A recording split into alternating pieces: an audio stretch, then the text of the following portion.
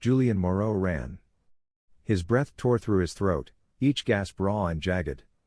His boots struck uneven ground, ricocheting debris and crumbled rocks as he maneuvered through the ruins. Above, the wind roared through shattered archways, carrying the scent of rain, moss, and something older, something that reeked of rot. The torn page in his grip crinkled, damp with sweat. He couldn't let go. Not after everything. Not after what he had seen. The parchment felt alive, pulsing against his fingers as though the ink itself resisted his hold. It was ironic how in the midst of the decaying world which seemed to be slipping effortlessly through his fingers, this one thing seemed to carry with it the air of life. Life. The irony of it. He wasn't entirely sure what that even meant anymore. A voice slithered through the ruins, smooth, deliberate. With the mental grip of a reaper's scythe, it caused the hairs on the back of his neck to stand on end. It was close. Too close. You can't hide forever, Julien. A tremor ran through his spine. The voice wasn't hurried. It wasn't afraid. It was certain. However, he wasn't sure what scared him more, its sickening tone or the truth embedded in its words. He twisted around a broken column, his shoulder colliding with rough stone, knocking the air from his lungs. Behind him, the footsteps never faltered. Slow. Measured. They followed his panic with an unbearable calm. A shadow flickered against the crumbling wall. Watching. Waiting. Like a predator stalking prey, not in a hurry to finish him, but rather finding his fear amusing. Julien's pulse pounded against his skull. The codex page burned in his grip. He needed to disappear. Ahead, the ground yawned open, a gaping wound where the stone had caved in. He knew then that there was only one way out. The old wine cellar. He had no time to think. No time for fear. Without another thought, he threw himself into the abyss. The impact sent pain splintering up his knees as he landed in the darkness. Cold air suffocated him, thick with damp stone and something else, old wax and the faint scent of blood. Above, the footsteps stopped. As though listening. Like a game maker calculating his next move. Julien pressed himself against the wall, forcing his breath to slow. It had to be perfectly balanced, not too fast or too loud. Or they would hear. He bit down on the inside of his cheek, the coppery taste of blood spreading across his tongue. Move, his subconscious pleaded with him. On shaky feet, like a puppet being pulled by the strings of his own mind, he pushed forward, deeper into the cellar's labyrinthine corridors. Moonlight bled through cracks in the ceiling, silver beams cutting through thick shadow. Rows of wine racks stood like skeletal sentinels, their broken forms casting jagged silhouettes across the damp floor. Find the tunnel. Legends whispered of a passage beneath the chateau, a hidden route where Saunier had once walked. Where he had buried the truth before they silenced him. But it wouldn't stay buried for long. Julien's fingers skimmed the wall, searching. Feeling for mismatched stones, an odd dent, something that stood out. And then he paused, wood. Cold. Ancient. Carved. Symbols, rough beneath his touch. Shapes he had seen before, in the codex. His breath caught in his throat.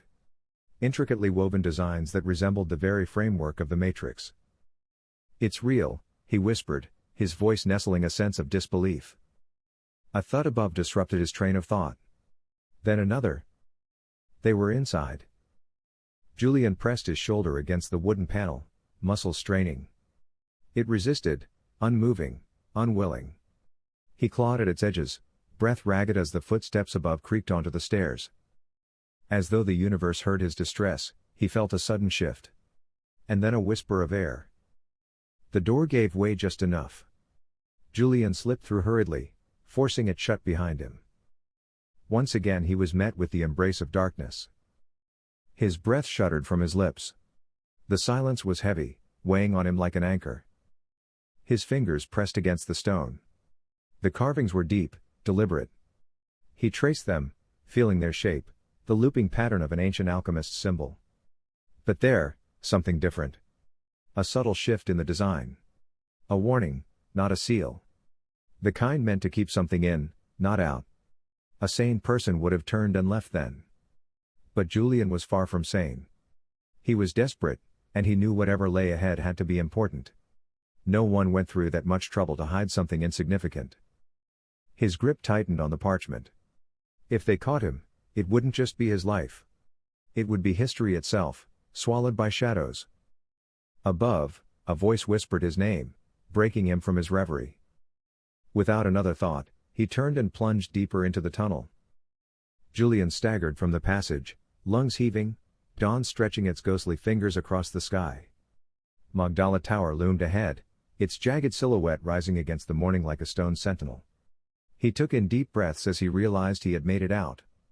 However, he knew this was just the beginning. His boots skidded against loose gravel as he forced himself forward.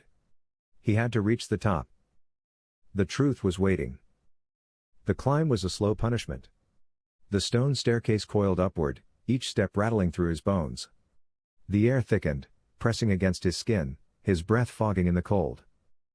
The tower was watching, its eerie windows and harrowing echoes reminding Julien of its presence with each step. At last, he reached the top. He shoved against the heavy wooden door, sending dust spilling from the frame as it groaned open. The chamber swallowed him whole. Inside, the air hung still, as though the room itself had been holding its breath.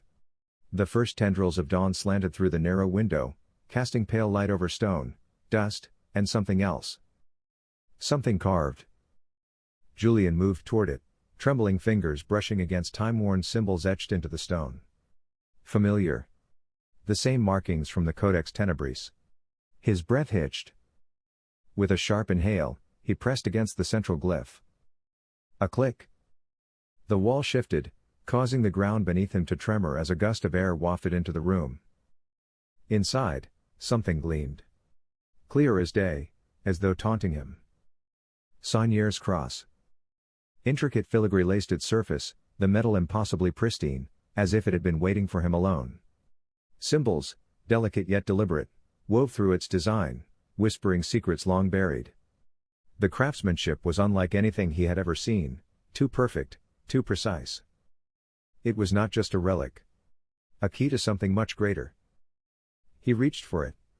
The metal burning against his palm, freezing cold despite the warmth of his skin, causing him to hiss. However, it wasn't enough to force him to let go. And then, the air changed. A shift in the light. A flicker of movement. A presence, vast and unseen, unfurling in the dark. Julien swiveled around, distraught as he tried to make out what it was. His fingers clenched around the cross. The temperature plummeted once more. The silence thickened, pressing against his ribs, squeezing the air from his lungs. Then, pain. A vice wrapped around his throat, crushing his windpipe. His mouth wrenched open, but no sound came. Like a parasite, he felt as something wriggled and writhed inside him. Heat surged along his tongue, searing his taste buds.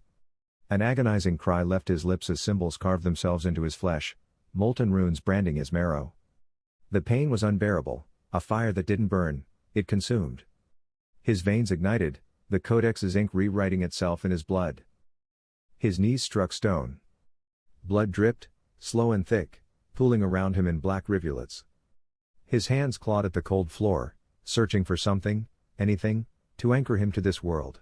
However, the symbols would not stop.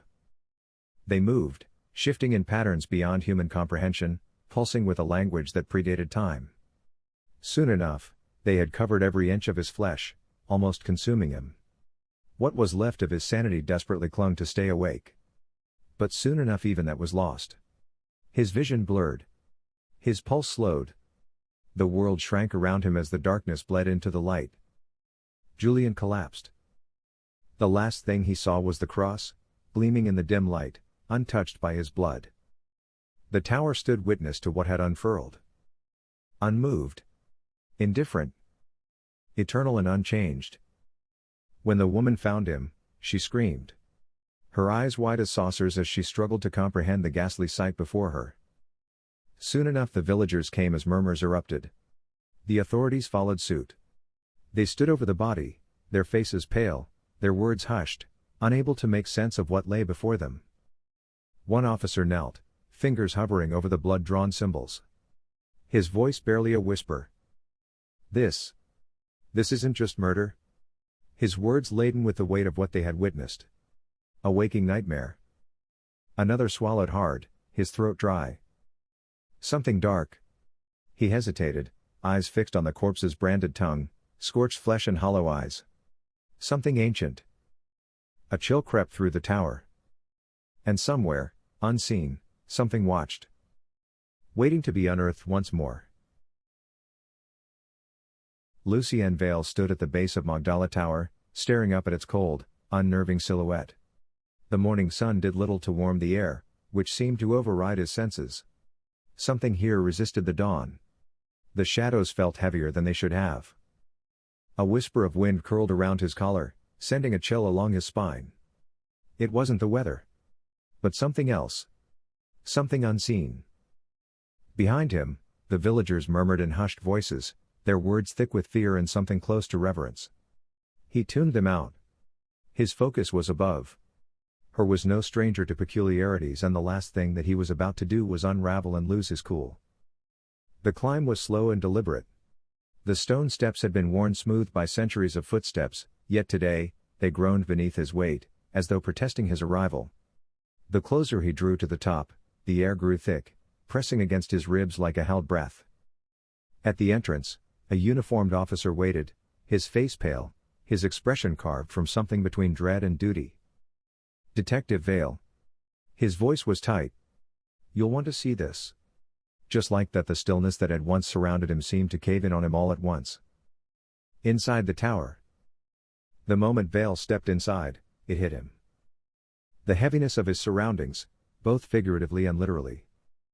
Not just the scent of damp stone and old iron, but something older. It clung to the walls, settled into the floor. The air felt untouched, suspended, as though time had stopped the moment Julien Moreau took his last breath. The murmurs from outside fell away. Silence wrapped the room like a shroud. Vail's gaze moved to the body. Julien lay in the center of the chamber, arms crossed over his chest, fingers rigid around the cold gleam of Saunier's cross. His face was turned upward, toward the fractured light filtering through the high window. His expression held no peace, only the lingering remnants of whatever horror had found him in his final moments. Vail inhaled slowly. The symbols around the body were precise, too precise. The placement of limbs, the streaks of dried blood, the exacting alignment of the cross. Ritual, not murder. Not in the usual sense. He took a step closer only to find himself pinned in place. A flash seemed to blind him momentarily, oh so suddenly. 5 years ago, night. Laughter in the backseat. His wife and daughter, voices woven into the hum of the engine. Lucien smiled, glancing into the rearview mirror. In that moment he was truly happy, and if he had known what would come after, he would have clung onto it tighter. Then, a figure appeared on the road. A woman in white, still as death, staring straight at him. The wheel wrenched beneath his grip. Tires screamed. Metal crunched, the world flipping. Darkness. When Lucien slowly came to, he gasped, coughing blood. His body twisted, reaching back. His wife was motionless. His daughter's beady eyes staring back at him. Outside the shattered windshield, the woman was gone. But something else was there. A symbol burned into the pavement, pulsing briefly before vanishing into the night. A symbol which had stayed engraved in his thoughts since then.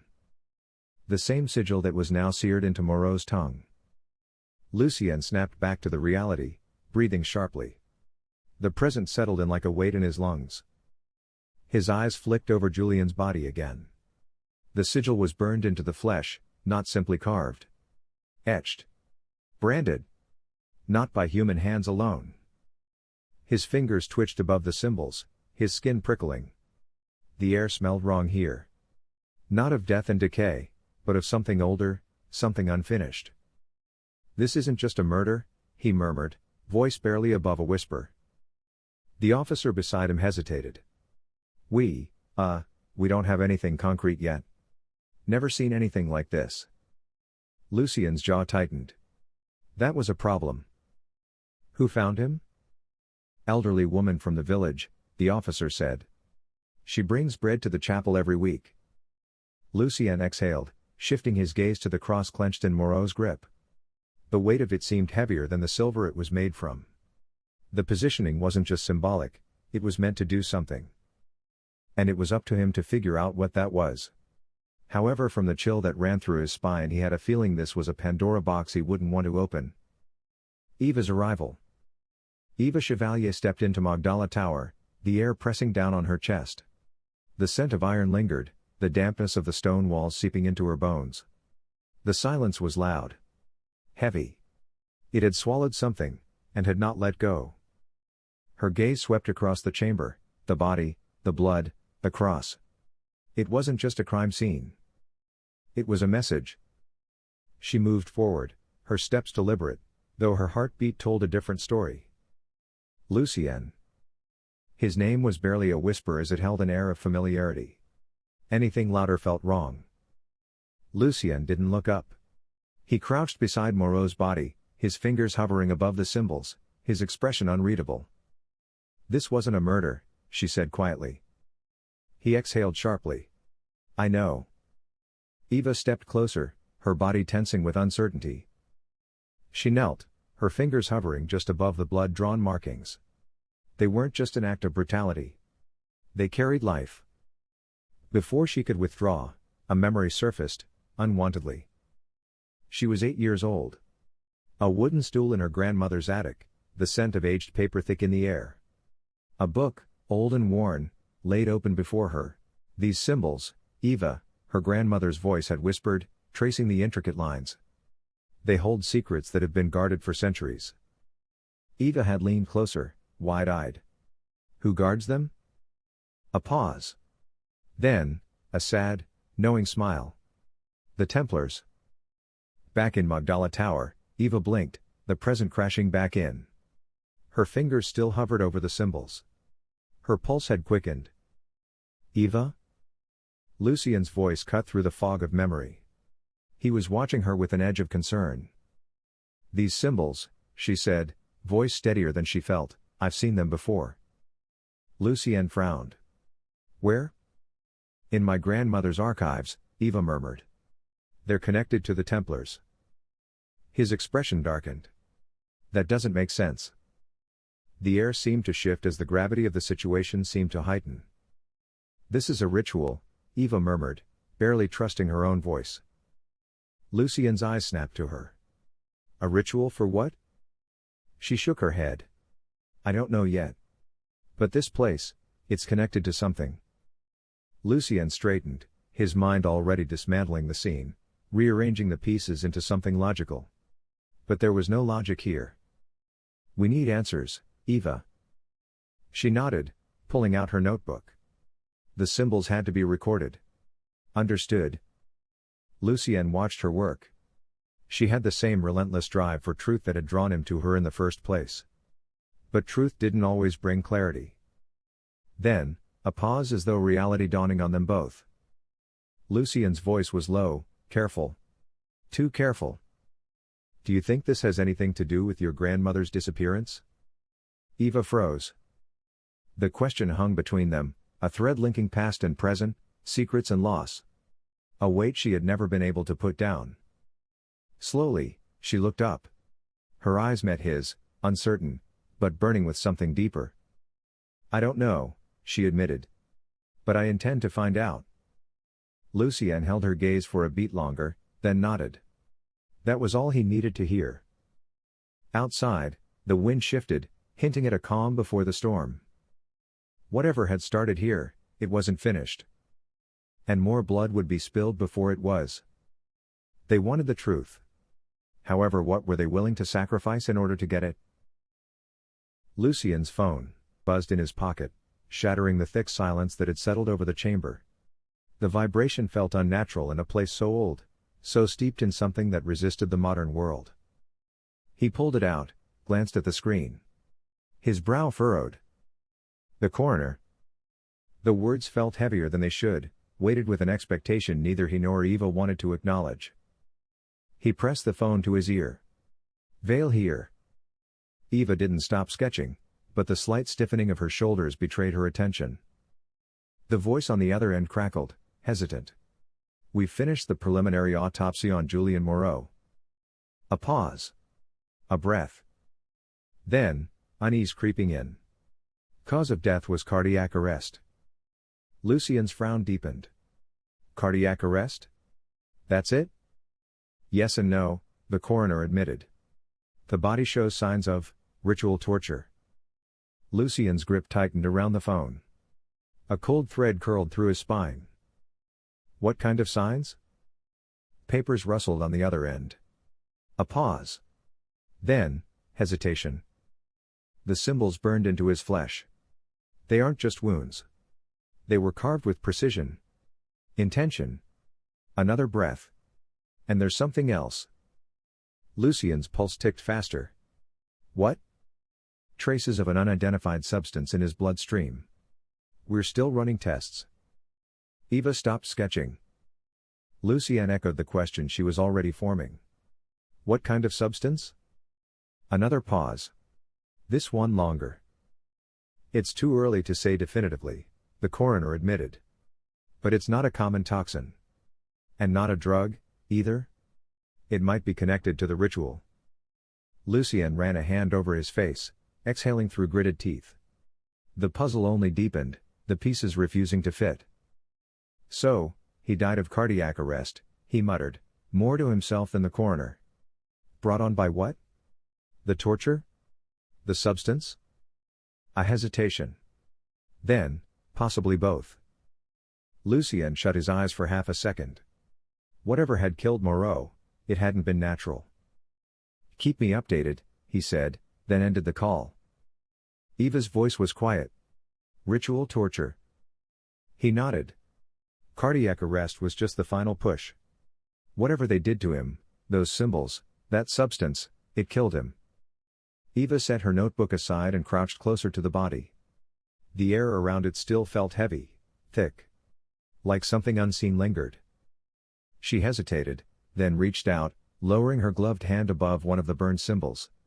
Not touching. Just hovering. Heat. Her breath hitched. The flesh was cold, long dead, but something in those marks still radiated a slow, seeping warmth. A lingering echo of whatever had been done here. Lucien knelt beside her, eyes narrowing. At first glance, the burns had seemed chaotic, jagged. But now, with a second look, he saw it. Not random. A pattern. The symbols weren't just branding.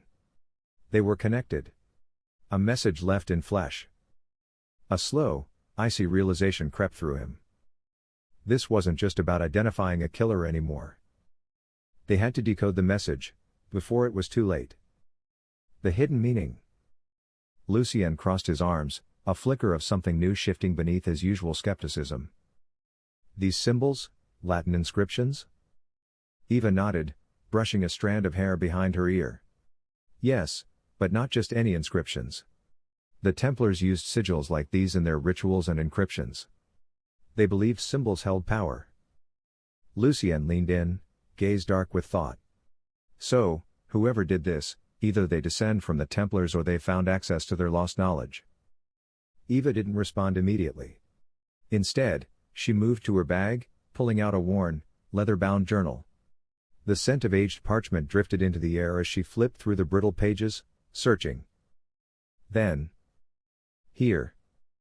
She turned the book toward him. Lucien peered over her shoulder. His breath stilled. The resemblance was undeniable.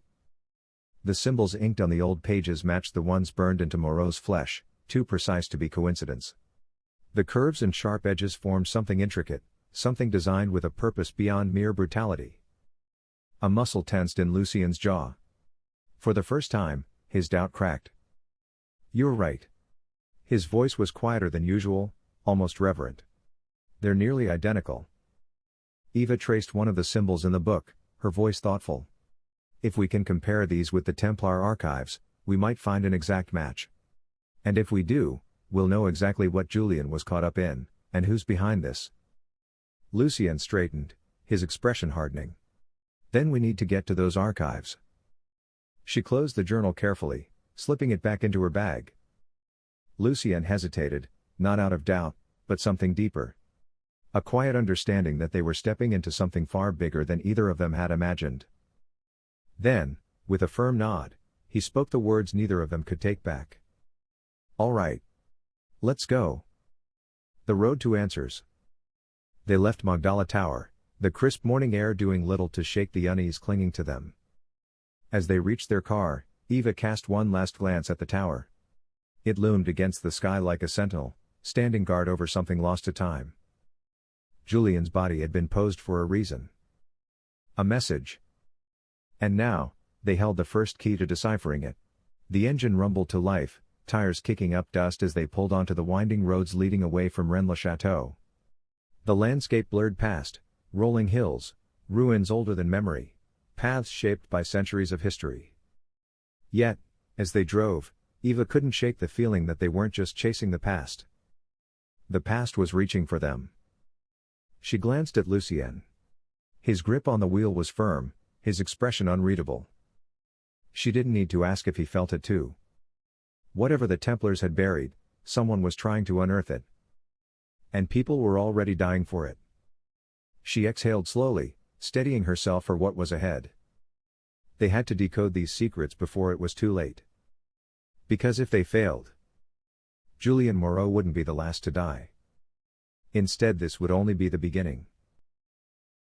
Lucien and Eva walked through the ancient heart of Rennes-le-Château, their footsteps hushed against the uneven cobblestones. The village breathed history. Stone houses stood like silent sentinels, their weathered facades whispering secrets from centuries past. Sunlight spilled over the rooftops, stretching gold-tinted shadows across the square. The scent of fresh bread and lavender wove through the air, but underneath it lurked something else, something damp, something old, like earth long undisturbed. Villagers moved about their morning routines, tending to their shops and conversing in low voices. But there was an undercurrent beneath the calm, an unspoken awareness. Watchful eyes followed Lucien and Eva's progress, brief glances exchanged with wary caution before returning to daily tasks. Eva didn't blame them. It wasn't every day that the peaceful village was shook by such an incident. Eva tilted her face toward the warmth of the sun, exhaling slowly. "It's a beautiful day," she murmured. Lucien's gaze never stopped moving. His tense muscles and hardened gaze seemed to analyze every corner of the village. "Too bad it's overshadowed by what we're dealing with," he finally managed to say. She reached into her coat pocket, fingers brushing against crisp, charred edges. Pulling out the half-burned note, she passed it to Lucien. "I found this in Moreau's coat." Lucien quirked a brow briefly, wondering why she was only bringing it up now. Lucien unfolded the brittle paper, eyes narrowing as he read aloud, "She sees what was lost. Seek her before they do." His brow furrowed. "Who is she?" "At least that is who it seems to be." Eva hesitated, then met his gaze. "Jean Fournier." Lucien's expression flickered with recognition. "The blind fortune-teller?" "She's been here longer than anyone remembers," Eva said, glancing toward the far end of the village. "If anyone knows about lost things or hidden secrets, it's her." Lucien folded the note and slipped it into his coat. Without another word, they turned toward Jean's home. Around them, the village carried on, but the further they walked, the deeper the sense of unease settled over them. Although the villagers turned a blind eye, they seemed just as desperate for the truth. The Journal of the Dead. As they walked, Eva pulled a battered leather notebook from her satchel. "I found this discarded on the tower stairwell." This was Moreau's. Her voice dropped lower. "I read through it during the drive here. He documented 5 past murders." Lucien took the journal, flipping through pages thick with frantic handwriting, smudged ink, and scrawled symbols. Names, dates and detailed accounts. The past clawing its way to the present. All unsolved? He asked, though he already knew the answer. Eva nodded grimly. And all ritualistic. They all seemed to carry the same dark pattern. Lucien stopped on a passage thick with overlapping notes. "The chapel murders of 1895. He read aloud, Father Antoine Lemoyne, heart removed with surgical precision, symbols burned into his chest. A circle of salt surrounded his body. Eva traced her finger across the page. And a missing page from a medieval text he was studying. Lucien flipped to the next entry. Léon Vauclair, 1789. Historian obsessed with lost Templar archives.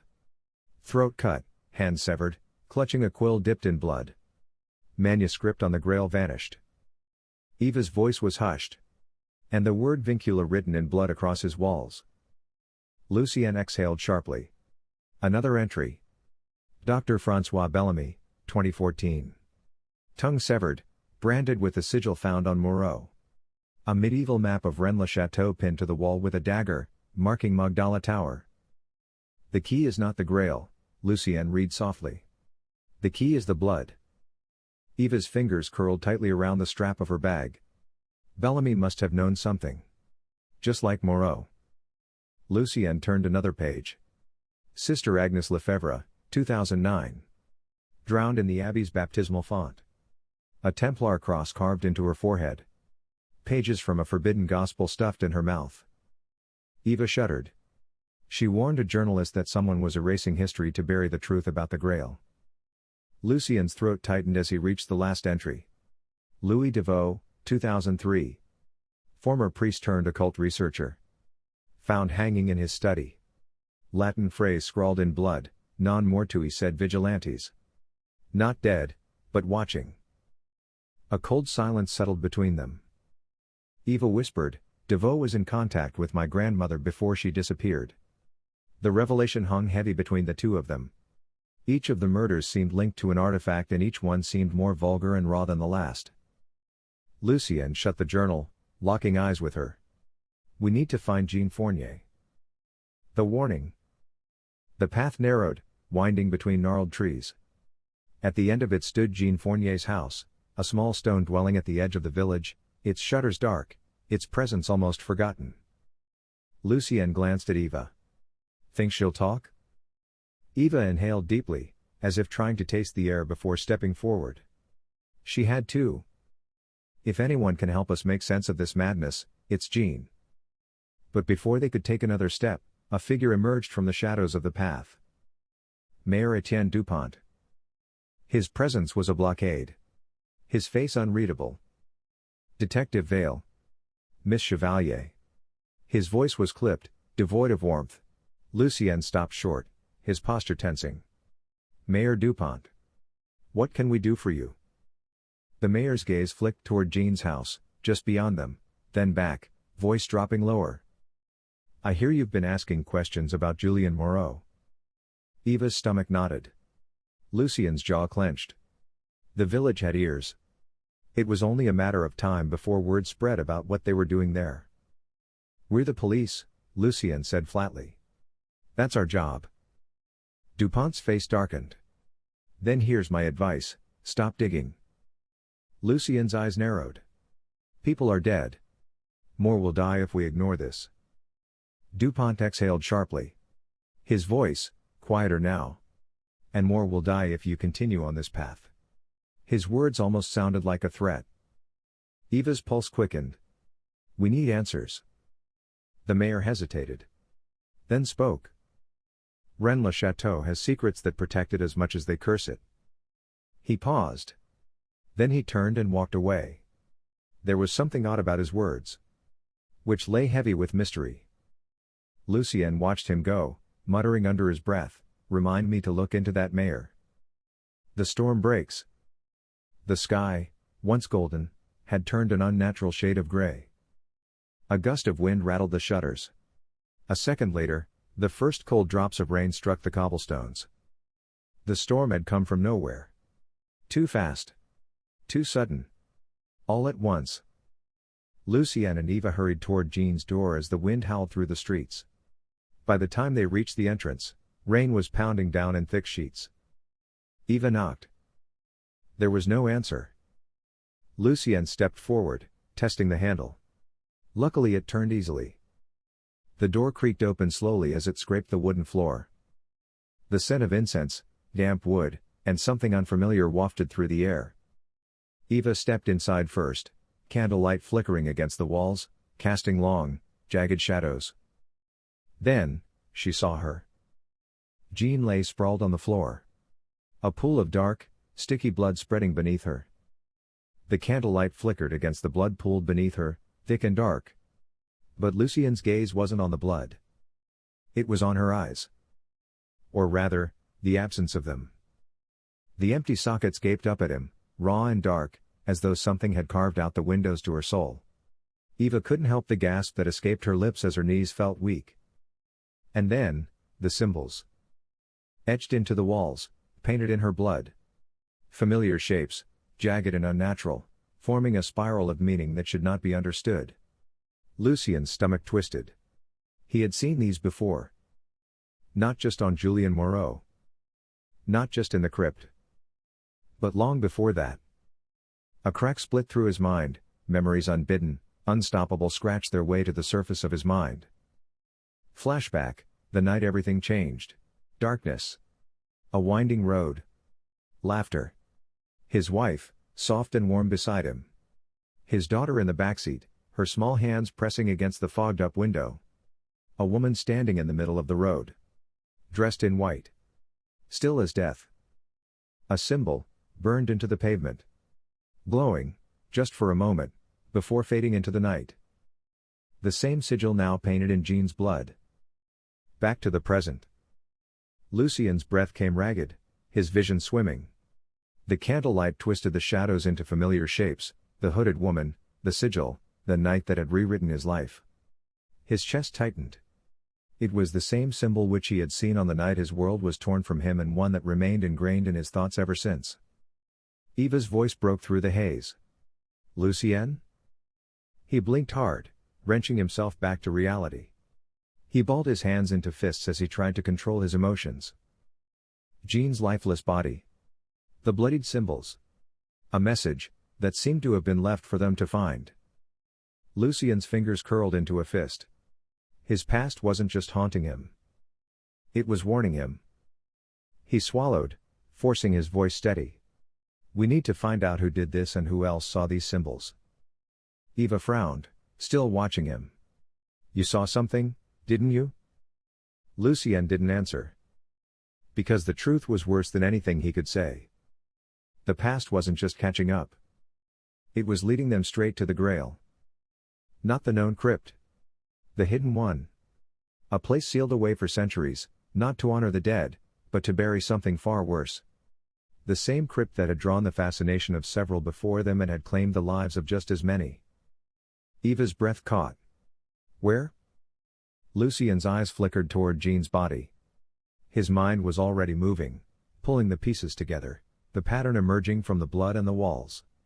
He turned sharply, scanning the room, the bookshelves, the scattered papers. Then he saw it. Half hidden beneath Jean's writing desk, an old book had been pulled from its shelf. Its pages had been torn, one piece sticking out, stained with blood. Lucien grabbed it, flipping to the page where Jean had left her final mark. A sketch. A sigil. And beneath it, words written in Jean's shaky script. Saint Armand. Lucien exhaled. The crypt. It's beneath Saint Armand. Eva's eyes widened. The old cathedral? Not just the cathedral. He turned the book so she could see. The catacombs beneath it. That's where we have to go. Eva looked up, eyes burning. Before anyone else does. The crypt's entrance loomed ahead, swallowed in the ancient shadows of the church. The air was thick, heavy, alive, as if the very walls carried the weight of centuries. Eva and Lucien stood at the threshold, the damp scent of old stone and earth curling in their lungs. Eva tightened her grip on the map, its edges crumpled beneath her fingers. This was it. The path Moreau had sought. The path that had gotten him killed. We need to be quick, Lucien murmured, his voice cutting through the silence like a blade. His eyes swept the darkness, each flickering shadow a potential threat. Eva nodded. The anticipation, the unknown, made the air feel suffocating. Then, movement. Shadows peeled away from the darkness.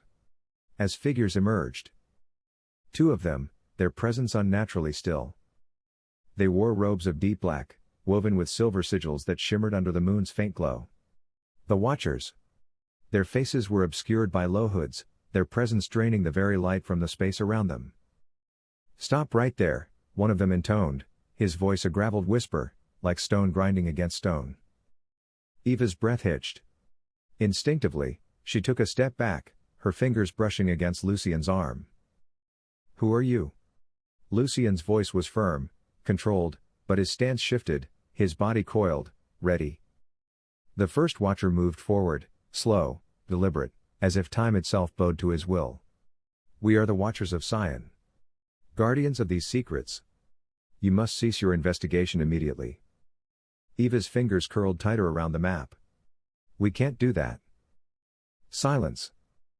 Then, a glint of metal. A weapon drawn.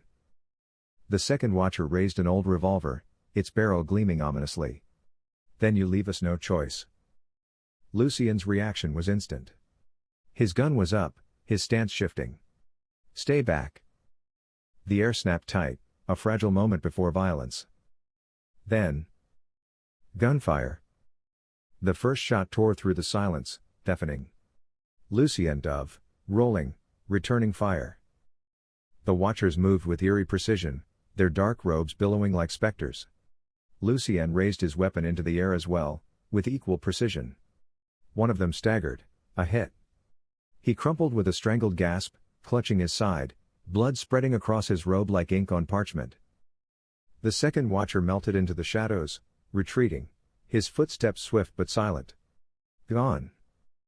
Lucien stood, gun still raised, breath controlled. "Show yourself." Nothing. Only the crypt's waiting silence. Eva exhaled sharply, forcing herself to move past the shock. The crypt entrance yawned before them, a door to something far older than death. Lucien lowered his weapon, scanning the darkness. "Are you hurt?" Eva shook her head. "No. But we need to move." Without another word, they pushed the door open, the heavywood groaning in protest. Darkness swallowed them whole. The descent. Lucien and Eva moved quickly, their footsteps barely more than whispers on the cold stone. The crypt was suffocatingly still, the air damp with centuries of secrets. Torches flickered, their flames bending as though disturbed by an unseen breath. Eva traced the map with her fingertips, her pulse hammering. "There's more here," she murmured. The passageway narrowed, the walls pressing in. Then, a door. Iron. Old. Marked with jagged symbols that pulsed as if alive. Eva hesitated, pressing a hand against the metal. A shudder ran through her fingers. Something was on the other side. Lucien pushed the door open slowly. The chamber beyond was lined with sarcophagi, their surfaces carved with symbols lost to time. Dust curled in the disturbed air, spiraling upward like forgotten souls. Then, a flicker of movement, one that caused them both to tense. Lucien's gun was up in an instant. "Who's there?" From behind one of the sarcophagi, a figure stepped forward. He was clad in deep crimson robes, embroidered with symbols burned into the very fabric. The Resurrectors. Unlike the Watchers, these men did not hide in shadows. They were bathed in a ritual fire which exuded power. The man's eyes gleamed with unholy fervor, his presence heavier than the air around him. "The Codex Tenebris," he intoned, his voice low, hungry. "You have something that belongs to us." Lucien stepped forward, placing himself between Eva and the stranger. "And who the hell are you?" A slow, chilling smile. "We are the Resurrectors. The ones who will awaken the Grail." Eva's blood ran cold. "You're hunting the Codex." The Resurrector inclined his head. "And you will hand it over." Lucien's finger tightened on the trigger. "Not a chance." He didn't mention they didn't have the Codex anyway. The air shifted. A ripple of power. Then, the Resurrector lifted his hand, whispering something ancient. The space around them shivered, like the world itself had inhaled. The air plummeted in temperature, frost creeping along the stone floor. Lucien fired. The bullet vanished before impact, swallowed by an unseen force. "Foolish," the Resurrector murmured. "The Grail protects us." Then, more figures soon emerged. More crimson robes and incoherent whispers. Their presence swelled, suffocating, pressing down like unseen hands. Eva clutched Saunier's cross, its warmth a defiant pulse against the growing void, Lucien's jaw clenched. They were outnumbered. Outmatched. The Resurrector's gaze darkened. Surrender the Codex. Eva's mind raced. Then, her eyes caught something. The glyph. She turned to Lucien, whispering urgently. There. A way out. His gaze followed hers. A mark on the sarcophagus. It matched one of the symbols on Jean's map. Lucien didn't hesitate. Move, now. Eva's fingers brushed the glyph. The sarcophagus shuddered, shifting open. A passage revealed itself, a dark corridor plunging deeper underground. Lucien grabbed Eva's hand and yanked her through. Stone trembled. The Resurrectors shouted, their voices rising in fury. However, the moment they crossed the threshold, the passage sealed behind them. The flight. They ran without turning back.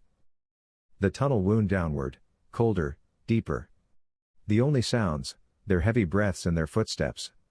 The weight of what had just happened still replayed in their thoughts. Finally, they slowed, catching their breath in a dimly lit chamber. Ancient carvings lined the walls, their meanings lost to time. That was close, Eva murmured between breaths.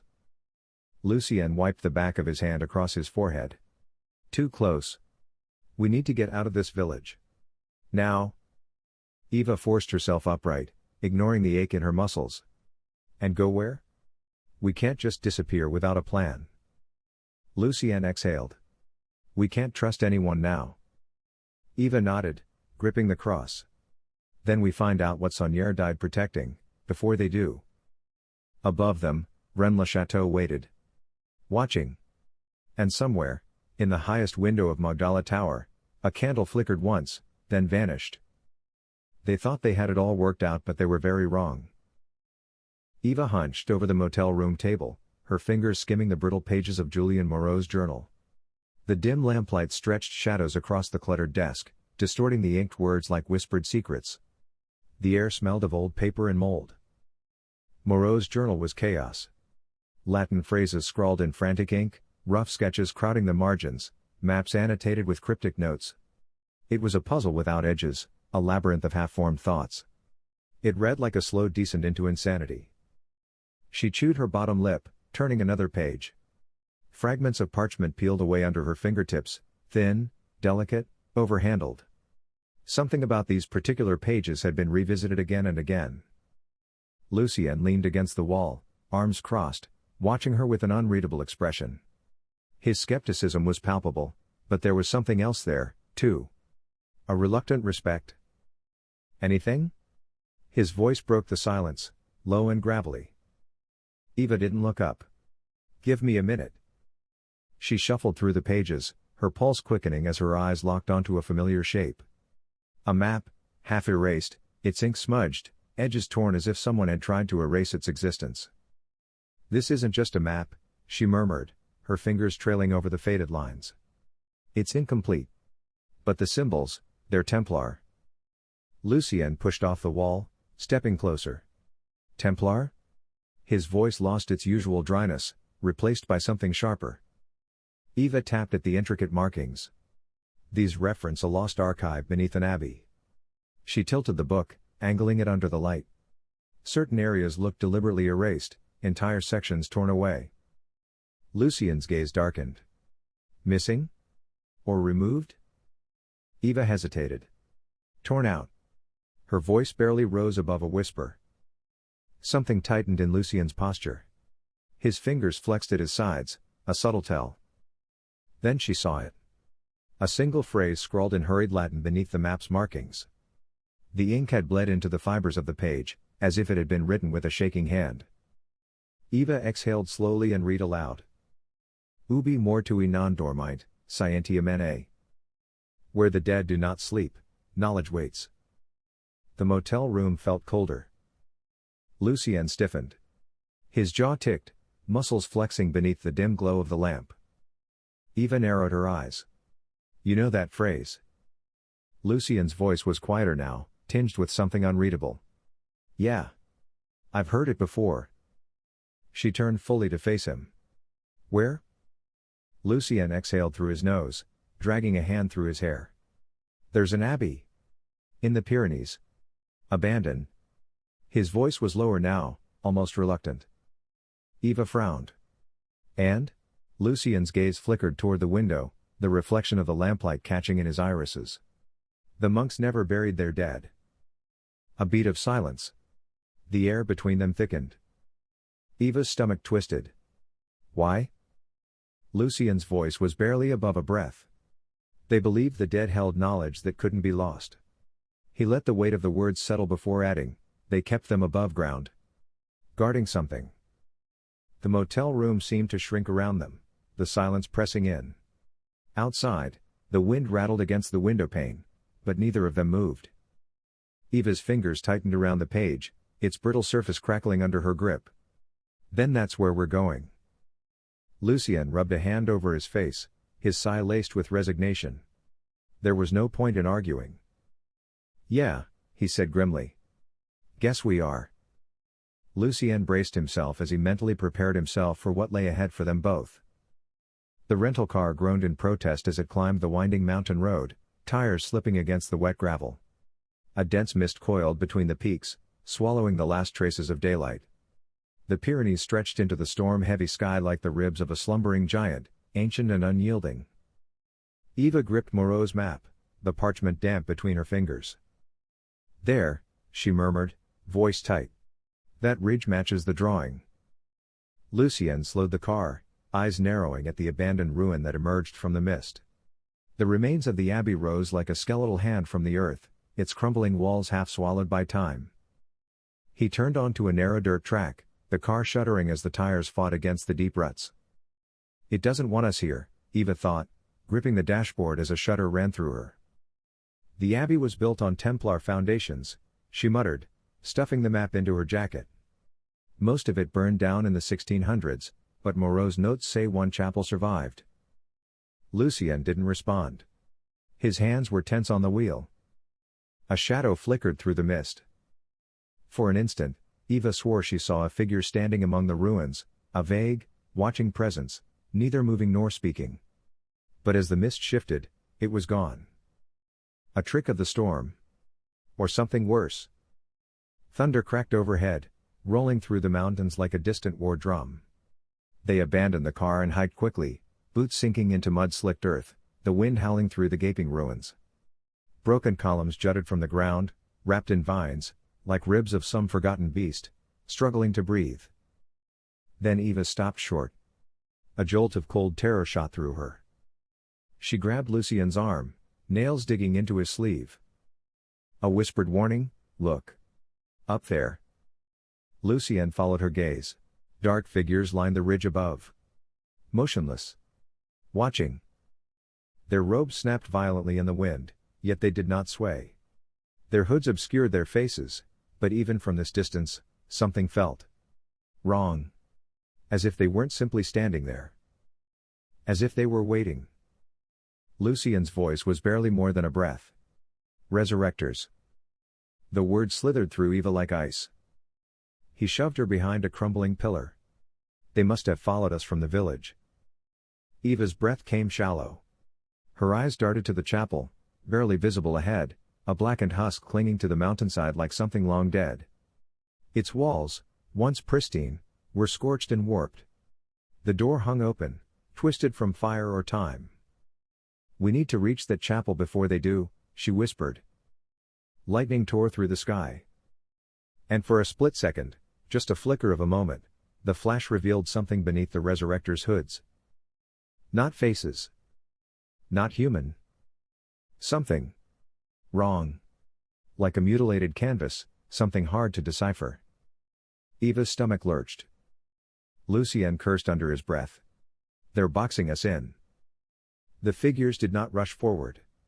They descended in eerie silence, moving in perfect unison, no sound, no hesitation. Lucien's gaze flicked to the crumbling path ahead. No cover. No way back. We run, he said. The first drops of rain hit the stone, cold and heavy. Then, the storm broke. Rain slammed down in sheets, drenching them instantly. A deafening roar filled the air, drowning the world in chaos. They ran as though on impulse. Through the ruins, over broken stones, their boots kicking up mud and shattered relics. The chapel loomed ahead, just 100 yards. Behind them, the resurrectors moved without sound. Not running, not faltering. Just coming. Eva stumbled, her foot catching on a jagged step. A curse tore from her lips as she fought to regain balance. Lucien grabbed her wrist, yanking her forward. The chapel's doorway gaped before them, a black maw carved into the stone, a place where light had long since fled. As they crossed the threshold, another sound rose beneath it. A whisper. A voice. Low and menacing. You were not the first to seek this place. Eva froze. The chapel door groaned wider, on its own. A breath of cold, stale air drifted out, thick with the scent of old earth, wax, and copper. Lucien's pulse thundered in his ears. Then, the wind stopped. Just like that. The storm still raged beyond the chapel's walls, but inside, the air was utterly still. No wind. No sound. Just silence. A silence waiting to be filled. Eva took a step forward, her breath uneven. Lucien exhaled slowly, shifting his stance. His fingers brushed the grip of his gun, but something in him knew, this was not a place that feared bullets. Behind them, outside the chapel, the resurrectors did not follow. They simply stood at the threshold. Unmoving. As if bound by something unseen. Their heads tilted in eerie unison. Eva swallowed hard. Lucien, she whispered, barely daring to move. He nodded, his jaw tight. I know. Then, from the darkness ahead, another voice. A deeper whisper, almost amused. Come inside, seekers. The dead have been waiting. And this time, the door behind them slammed shut. The sound mimicking that of a scythe cutting through the abyss. The storm crashed against the chapel like a battering ram, the rain slamming into the cracked stone roof in a relentless fury. Water dripped through ancient fractures, tracing thin rivulets down the moss-covered walls. As Eva and Lucien burst through the doors, a deafening clap of thunder drowned out their hurried breaths, sealing them inside with an air of finality. For a moment, neither of them spoke. The dim interior breathed with something old, not just dust and damp decay, but something more intangible, watching. Candles long since extinguished had left melted wax pooled on the altar, their wicks blackened as if snuffed out in haste. The flickering stormlight, filtering through shattered stained glass, made the shadows writhe, not just from the wind, but as if something unseen moved among them. Eva ran a hand over her arms, suppressing a shiver. They were not alone. Her boots scraped against loose debris as she stepped forward, fingers grazing the damp stone. Near the altar, her breath hitched. Something lay hidden beneath centuries of dust, something carved into the rock itself. Lucien followed her gaze, his own tension sharpened by instinct. Eva knelt, brushing aside the dirt with steady hands. A mural emerged, its colors faded but its meaning unmistakable. It depicted knights in ceremonial armor, their faces once proud, now scratched away, gouged out with a fury that seemed almost desperate. The figures descended into darkness, carrying an ornate chest down a spiraling path. Someone didn't want this story remembered. Eva's fingers traced the worn inscription beneath the figures. The stone was cracked, but the words were still legible. The gate is not in stone but in sacrifice. Her stomach twisted. A warning. Or a demand. Lucien's fingers hovered over the wall near the altar, following patterns carved in rhythmic precision. We've seen these before. His voice was barely above a murmur. Moreau's journal. The symbols, he was trying to decode them. Eva's pulse quickened. That means we're in the right place. A gust of wind howled through the ruined stained glass above, sending the candle stubs rattling against the altar. It wasn't the storm. The air had grown colder, thicker, as if the chapel itself had heard them. It disapproved. She moved swiftly, pressing her palm against different stones along the altar, searching for a hollow space. The markings seemed almost to shift beneath her touch, their meaning dancing at the edge of recognition. Then, Lucien's fingers brushed against something. A symbol. A Templar seal, carved deeply into the far wall. His fingertips tingled the moment they made contact, a whisper of static threading up his arm. The stone shuddered beneath his touch. Then, the floor trembled. A groan rumbled through the foundations, a sound so deep it wasn't heard but felt, vibrating through their bones. Lucien jerked his hand away just as the stone beneath them gave way. The chapel lurched. A crack split through the floor, snaking outward in jagged lines. Then, with a sickening lurch, the slab beneath them collapsed. Chunks of stone plummeted into the abyss below, swallowed instantly by darkness. The sound of tumbling rocks was like a death knell ringing through the chapel. Lucien staggered backward, catching himself against the wall. "It's a trap," he panted. "They didn't want anyone getting further." Eva peered over the gaping void. No bottom. Just blackness, stretching downward into what might as well be another world. "This isn't the real entrance," she murmured, the weight of the realization settling in her chest. The Templars had wanted intruders to fall. And they almost had. Lucien steadied himself, heart still hammering. "Then where the hell is it?" Eva turned to the altar, to the symbols glowing faintly in the storm-lit dark. She could feel something pressing against her mind, a whispering tension at the edges of her thoughts. The chapel was alive. It was watching. And it was waiting. Lucien exhaled through gritted teeth. "Whatever's hidden here. It demands a price." Eva nodded, never taking her eyes off the shadows beyond the ruined altar. "Let's find out what that price is." Together, they turned toward the unknown. And the chapel doors, though battered by the storm outside, sealed shut behind them. Eva exhaled, steadying herself. She flipped through Moreau's tattered journal, her fingers trembling over the smudged ink and hurried Latin notations. Through the flickering beam of her flashlight, she found it, a rough sketch, nearly lost to time. "A graveyard," she whispered, tracing her fingers over the faded map. "Moreau's notes say there's a forgotten burial site near the abbey." Lucien leaned over, eyes narrowing at the hand-drawn crosses, partially obscured by hastily scratched warnings. "That doesn't look like a normal cemetery." A gust of wind howled through the broken stained glass, sending shadows writhing across the chapel walls. "We don't have a choice," Eva said, tucking the journal back into her coat. "If the entrance exists, that's where we'll find it." The graveyard. Lightning slashed through the sky as they trudged through the overgrown path, their boots sinking into the muddy, rain-slicked earth. The wind clawed at their clothes. The graveyard loomed ahead, a skeletal collection of crooked tombstones jutting out from the soil like broken teeth. Many lay toppled, their inscriptions faded to illegibility, while others stood hunched under the weight of time, as if trying to flee their own burial. Eva's breath fogged in the air as she scanned the headstones. Then, lightning struck. For a split second, the entire graveyard was illuminated in stark white light, revealing a single, massive slab of stone, half swallowed by the creeping weeds. Unlike the others, its markings remained intact, untouched by time. "Here," Eva said, her voice sharp over the storm. Lucien followed her gaze. The Latin inscription etched into the slab glistened under the rain. "Only the blood of the faithful may pass." A curse. Or a barrier. Lucien exhaled, his breath mingling with the cold air. He didn't hesitate. "We don't have time to overthink this." Before Eva could protest, he unsheathed his hunting knife and dragged the blade across his palm. The cut was clean, much like the sound which broke through the air that followed it swiftly after. Dark blood welled up instantly, mixing with the rain as it dripped onto the ancient stone. The droplets soaked into the engraving as if the stone itself was drinking. For an agonizing second, nothing happened. The wind howled. The storm churned overhead. The earth beneath them remained silent, unmoving. Then, a deep, shuddering groan echoed beneath their feet.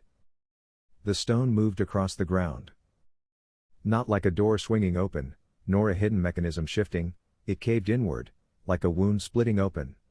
A gap yawned beneath them, revealing a narrow, spiraling staircase, descending into an abyss of pitch-black nothingness. Lucien wiped his bleeding hand against his soaked coat. "I hope that was worth it." Eva stared into the gaping dark. Something watched from below. Not with eyes, but with a presence, a waiting awareness that sent a cold shiver crawling up her spine.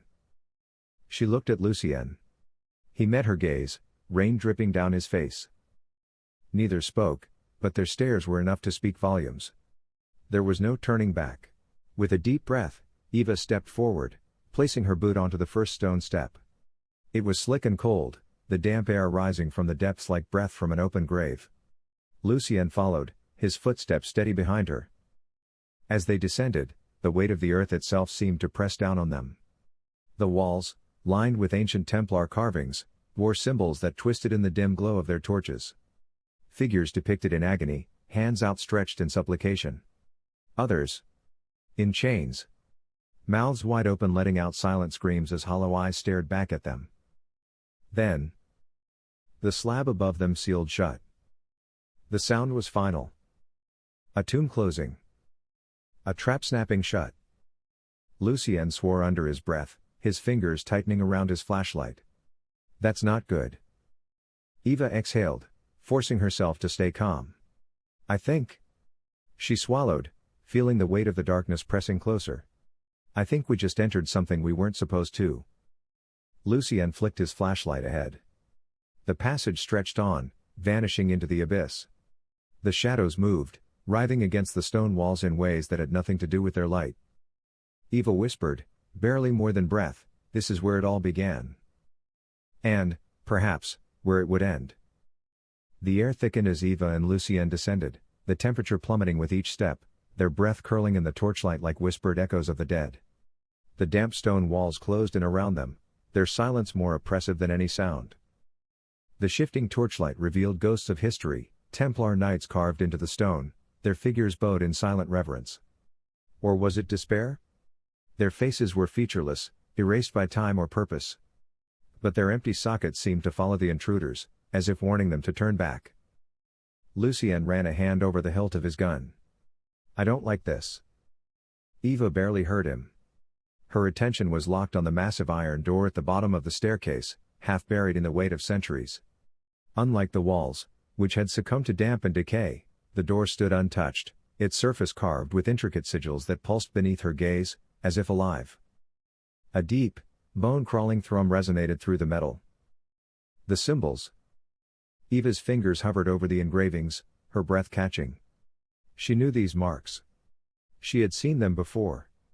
Burned into Julien Moreau's flesh. Carved into his tongue like a curse. Lucien watched her, his voice tight with tension. What do they say? Eva traced a trembling fingertip over the eldritch symbols, feeling their faint warmth, as though the door still remembered the last hands that touched it. She exhaled. It's a warning. Lucien's brow furrowed. What kind of warning? She swallowed hard, voice barely above a whisper. What is open cannot be closed. Silence stretched between them. Lucien's jaw tensed, his muscles taut beneath the flickering light. He let the words settle, their meaning sinking into the marrow of his bones. His fingers flexed, an instinctive reaction to danger. Maybe, he said slowly, we should rethink this. Eva hesitated, the weight of the warning pressing into her chest like a buried heartbeat. What is open cannot be closed. A plea. A curse. But the memories came rushing back, the murdered priest, the torn pages of the Codex Tenebris, Julien Moreau's lifeless body branded with these very symbols, and she knew. They had to see it through. Her hesitation melted into determination. We've come too far. Lucien opened his mouth to argue, but Eva had already moved. Her hands pressed against the door's frozen metal. A groan, low, guttural, as though the iron itself was resisting her touch. Then, it shifted. Stone grated against stone, sending a shudder through the passageway, shaking dust from the ceiling like disturbed bones. The heavy scent of damp earth and decay spilled into the air, laced with something sharper, something old, metallic.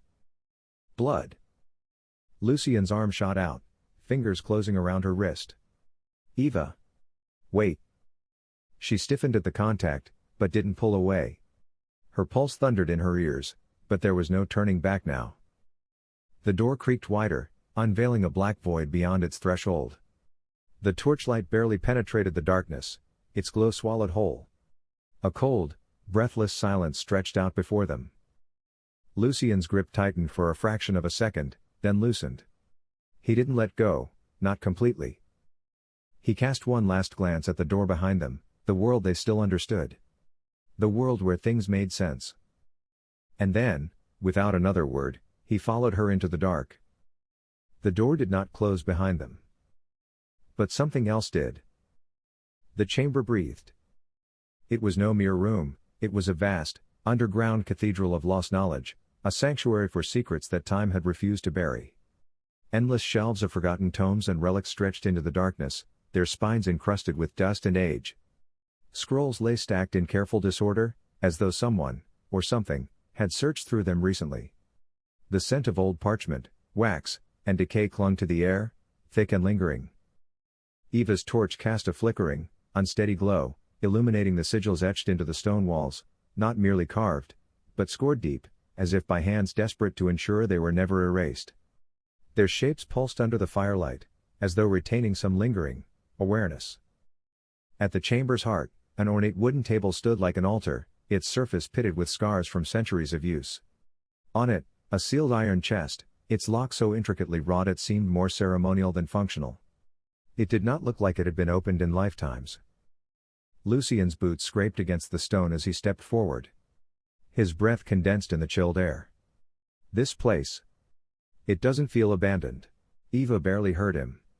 Her gaze was drawn to a series of chained books nearby, their bindings thick, black, and ironclad. They were not locked for preservation. They were imprisoned. Lucien reached for a tome, brushing aside a layer of dust.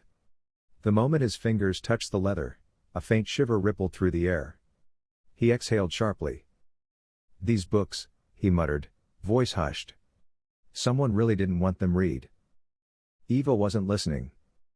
Something had caught her eye, a single volume, tucked between others like a secret waiting to be found. Its leather cover was cracked with age, but the moment she touched it, she knew. The sigils matched. Julien Moreau's torn page from the Codex Tenebris. Eva's pulse quickened. She pulled Moreau's parchment from her pocket and held it against the book's cover. The ink, dry for centuries, seemed to quiver in response. She turned toward the candlelight. Words began to emerge. Not written. Not inked. Whispered into existence. She inhaled sharply and began to read aloud, her voice trembling. The Grail is not salvation. A shift in the chamber. A hush. But memory. Lucien had moved beside her, his body tense. The shadows at the edges of the room seemed to deepen, as if listening. Eva's throat felt dry, but she forced herself to continue. The ones who drank did not live forever. They ceased to be. Lucien exhaled. What the hell does that mean? Eva turned, meeting his gaze. It suggests.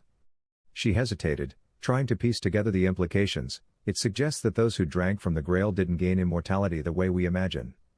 She swallowed. They weren't made eternal in flesh. But in memory. In history itself. Lucien's frown deepened. You mean, they became.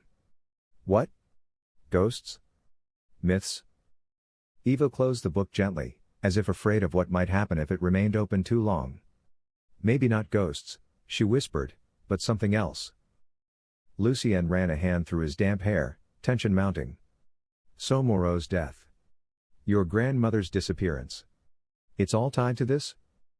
Eva nodded, her grip tightening around the book. The weight of their discovery settled into the bones of the room, an unspoken acknowledgement that the truth was far darker than they had imagined. Lucien took a slow breath. He glanced at the iron chest, then back at Eva. We need to know exactly what this means, he said quietly. Before more people die. Eva met his gaze, her determination solidifying like iron. Lucien exhaled sharply. He rolled back his sleeves, eyes scanning the rows of forbidden knowledge around them. Let's get to work, he said. Eva nodded. They had opened a door that could never be closed. And something was waiting on the other side. Eva's fingers ghosted over the spines of the books, their leather bindings chilled as if long untouched by human hands. The weight of centuries pressed against her, heavy and unrelenting, as she pried a volume free. It landed in her grasp with a muted thud, its cover etched with the same sigils that had been burned into Julien Moreau's flesh. Lucien moved beside her, his motions efficient but tense. Each book he stacked was another fragment of the puzzle, another dark thread weaving through the centuries.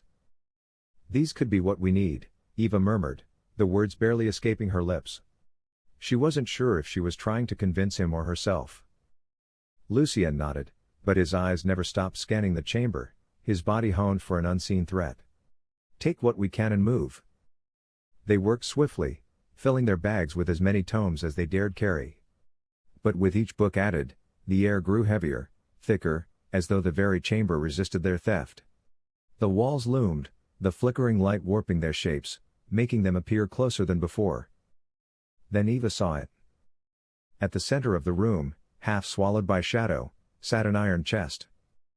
Unlike the books, its presence felt different. It called to her, whispering a wordless pull in her gut. The lock gleamed, an intricate thing of twisted metal and ancient script. This wasn't just meant to hold something. It was meant to keep it in. Her feet moved of their own accord. But before she could take a step closer, a firm grip on her shoulder. Lucien's hand. "We don't have time, they may still be after us," he said, voice like steel. Eva swallowed down her hesitation. The chest would have to wait. They turned toward the stairway, the torchlight casting long, twisting shadows against the damp stone walls. The darkness behind them stretched, thick and watchful. Then came the sound. Footsteps. Distant at first. Then louder. Measured. Intentional. Lucien froze, his knuckles tightening around his flashlight. Without a word, he snuffed it out. Blackness swallowed them whole. "We're not alone," he whispered. His breath ghosted against her ear. Eva's pulse slammed against her ribs. The rhythmic thump-thump-thump of boots against stone sent a sickening tremor through the ground. "Move," she breathed. They bolted. The stairs stretched endlessly, a vertical tunnel carved through time itself, spiraling up toward salvation. Their footfalls pounded against the stone, but the footsteps behind them were faster, closing the distance. Too close. The moment they breached the surface, the night air struck them like a slap. The storm had passed, leaving only a veil of mist, thick as a shroud, clinging to the ruins. The abbey stood dead and cold, its stones swallowed by shadow. Lucien turned sharply, grabbing Eva's wrist. "This way." Then, the chanting began. A sound so low, so guttural, it seemed to vibrate through the very air. Eva's blood iced over. The resurrectors were already here. The first figures materialized from the fog, crimson robes bleeding through the mist, their hoods deep and faceless. Their intonations curled on the wind, thick with something that did not belong in the world of the living. "This way," Eva rasped, her voice barely cutting through the growing drone. She yanked Lucien toward the underbrush, the thorns biting at her arms as she forced her way into the thicket. Branches snapped beneath their boots, twigs clawed at their skin, but still, they pushed forward. The chanting never faltered. If anything, it grew louder. Eva's lungs burned, her breath hitching with each step. It felt as if the very forest was shifting around them, closing in, as though the resurrectors' presence had seeped into the roots themselves. And still, they followed. Eva dared a glance over her shoulder. They were gaining. Figures glided through the mist, silent except for their hymn of pursuit, moving in perfect synchrony. Too close. "Lucien." Eva gasped, forcing every last ounce of strength into her legs. "Keep running." He growled, his grip firm on her arm, keeping her upright. The path ahead was a tunnel of darkness, winding through the mountain's edge. The ground grew treacherous, wet, slick with dew, each step threatening to throw them off balance. Eva's foot slipped. For half a second, the world tilted. Lucien caught her, pulling her forward, never slowing. Then, a whisper. No, not from behind them. Not from the resurrectors. From the trees. From the very earth. It slithered past her ear, ancient, delicate, and filled with something inhuman. "You do not belong here." Eva's breath hitched. It was everywhere. The trees, the ground, the mist, The land itself was whispering. Her heart hammered against her ribs, her hands shaking violently. Lucien didn't seem to hear it. He only ran. Finally, at the crest of a jagged ridge, the trees broke apart. Below them, the faint outlines of the village curled against the valley, barely touched by the night's storm. A final stretch of descent lay ahead. Eva risked one last glance. The resurrectors had stopped at the edge of the forest. They did not follow. They did not descend. They only stood, their featureless hoods turned toward the ridge, the storm's lingering winds catching the edges of their robes, making them seem to ripple like flame. Lucien didn't stop moving, didn't spare them another look. But Eva did.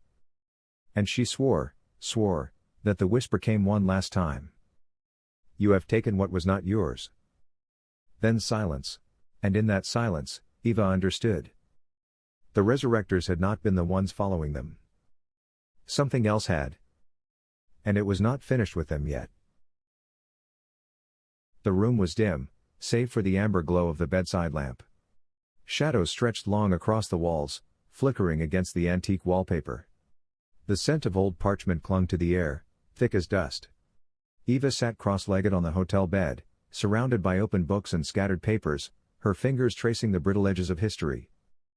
They hadn't spoken much since the ordeal which they had endured. They had scarcely made it out with their lives. And what scared them even more was the fact that their encounter was far from over. Lucien paced near the window, cigarette in hand, his silhouette dark against the distant glow of the city. He had said nothing for the past 15 minutes, only stealing glances at her as she worked. Eva flipped another page. The ink had faded to a muted brown, the script angular, deliberate. This book was old, far older than the secret archives where they had found it. It smelled of damp wood, of time pressing against its bindings. Her fingers hesitated over a passage, the words curling beneath her gaze like whispered incantations. The sacrifice is marked. The flesh bears the truth. A chill ran down her spine, slow and deliberate. She rubbed at her temples, exhaustion making the words blur. The dim lamp flickered once, just a tremor, a hesitation in the filaments. Lucien noticed it too. He exhaled a long plume of smoke, watching her. What is it? Eva didn't answer immediately. She ran her thumb along the margin of the book, feeling the indentation where a scribe's hand had pressed too hard. Something about the way the ink was laid, she recognized the pattern. Symbols. She reached for her notepad, flipping to a sketch she had made back in the crypt. The markings carved into the stone, jagged, unnatural, deep as wounds. Her heart hammered against her ribs. They match, she murmured, barely above a whisper. Lucien's footsteps softened as he came closer. He leaned over her shoulder, the scent of tobacco and rain in his coat. What matches? Eva turned the notepad toward him. The carvings in the crypt. They're a language. Lucien narrowed his eyes. A message? She nodded. The symbols weren't sigils of power. They weren't resurrection marks. They were something else entirely. She swallowed. Lucien, these aren't instructions. They're a warning. Something heavy settled between them, unspoken but suffocating. Lucien glanced at the books, his fingers tightening around his cigarette. From who? She turned back to the book, flipping rapidly through the fragile pages. The paper rasped beneath her touch, the words whispering their secrets. Then, she found it. A passage scrawled in smaller text, hurried, desperate. The Templars bore witness. And they carved their faces to forget. Eva's breath hitched. The weight of those words pressed down on her, on the room, on the very air around them. She saw them in her mind, the Templars, their robes stiff with dried blood, their faces mutilated by their own hands. No external force had done this to them. No enemy, no weapon of war. They had destroyed themselves. Because they had seen too much. Lucien's voice was sharp, pulling her back. What the hell does that mean? Eva licked her lips, her throat dry as parchment. It means whatever they saw, whatever truth they uncovered, it wasn't knowledge. It was something else. Something they couldn't live with. Lucien swore under his breath. He turned sharply, rubbing a hand over his jaw, pacing again. The rain outside had picked up, drumming against the glass in erratic patterns. The city below was alive with muted voices and traffic, but in this room, in this moment, the past pressed against them like a living thing. Eva's hands trembled as she turned the page. Her gaze locked onto an illustration. A chalice. Not ornate, not gilded in holy light.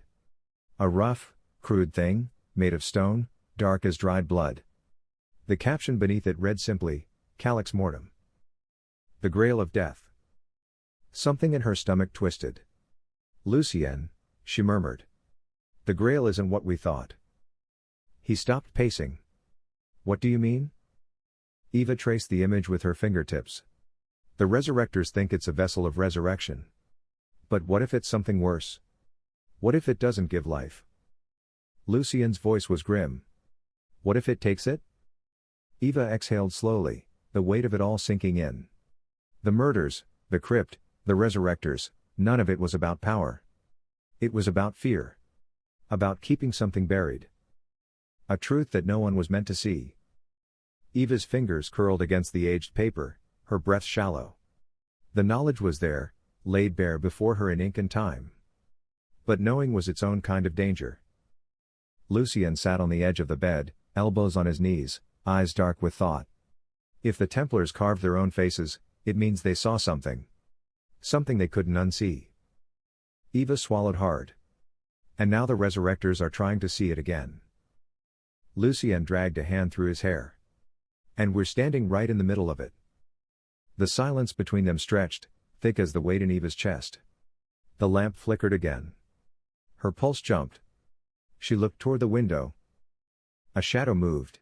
It was fleeting, barely more than a ripple in the darkness, but she saw it. A figure just beyond the glass, a silhouette against the rain-streaked night. Lucien was already moving, reaching for his gun. A knock, slow, deliberate, echoed against the hotel door. Eva's breath hitched. She and Lucien locked eyes.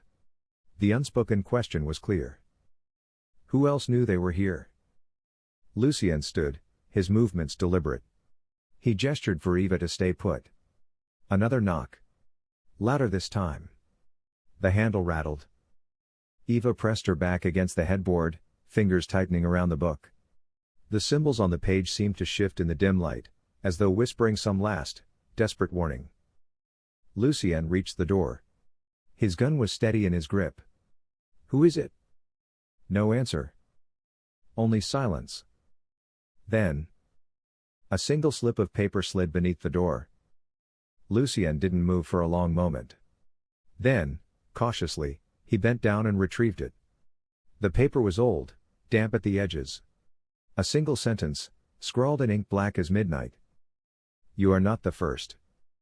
Eva felt her stomach drop. The storm raged outside. And somewhere, far beyond the rain and the night, something stirred. Something that should have stayed forgotten. Rennes-le-Château, 1895. Béranger Saunière wrote by candlelight, his trembling fingers barely holding the quill steady. The ink bled into the parchment, carrying words he feared would be his last. The Grail was not salvation. It was a prison, a hunger that devoured names, histories, entire bloodlines.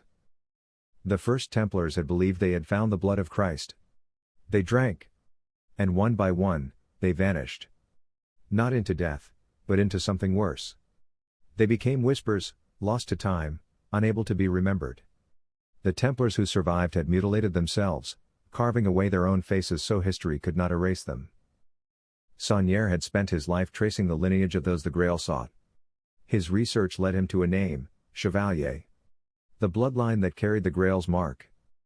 The storm raged against the ancient chapel, the wind howling through the cracks in the stone, whispering secrets long buried. Candles flickered on the wooden altar, their flames trembling as though fearful of the darkness pressing in. Béranger Saunière sat hunched in a carved wooden chair, his hands wrapped around a chalice of untouched wine.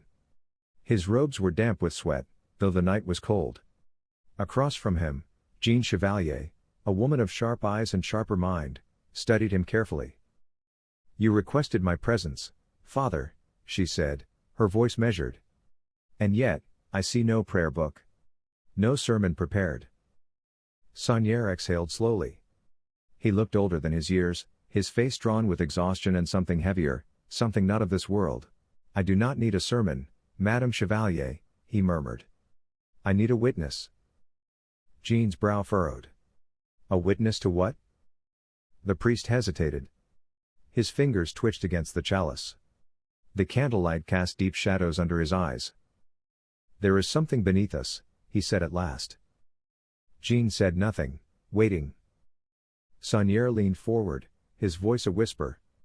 It is not treasure. It is not salvation. His breath shuddered. It is something that should not be found. For the first time, Jean's calm mask wavered. You speak of the burial vault, beneath the chapel? A bitter laugh escaped Saunier's lips. Burial, he echoed. That is a kind word for it. His hands clenched around the chalice. I have spent years restoring this church. Digging where I should not dig. And in my foolishness, I have uncovered something that refuses to be forgotten. The wind screamed through the chapel, rattling the stained glass. Jean shivered, though not from the cold. You found it, didn't you? She pressed. The Grail? Saunier hesitated. Then, slowly, he reached beneath his robes and pulled out a small, time-worn book. It was bound in cracked leather, its pages yellowed and fragile. The ink was smudged, yet the symbols on the cover were unmistakable. The Codex Tenebris, Jean breathed. Saunier placed it between them, his fingers trembling as he let it go. It speaks of a chalice, but not one of salvation. It speaks of memory, Jean. Memory that does not fade. Jean frowned. I don't understand. Saunier leaned in, lowering his voice further, as if the very walls could betray him. The Grail of Death is not an object, he whispered. It is a door. Silence. The words hung in the air like a curse. A door to what? Jean whispered. Saunier's breath hitched. Not heaven. He closed his eyes. And not hell. His voice dropped to something hollow, something broken. It is a door into history itself. A way to become eternal in the eyes of the world, to never be erased. Jean's skin prickled. But that would mean. It does not make you immortal, Jean. Saunier's fingers twitched. It makes you a ghost. A thing that cannot die because it has never truly lived.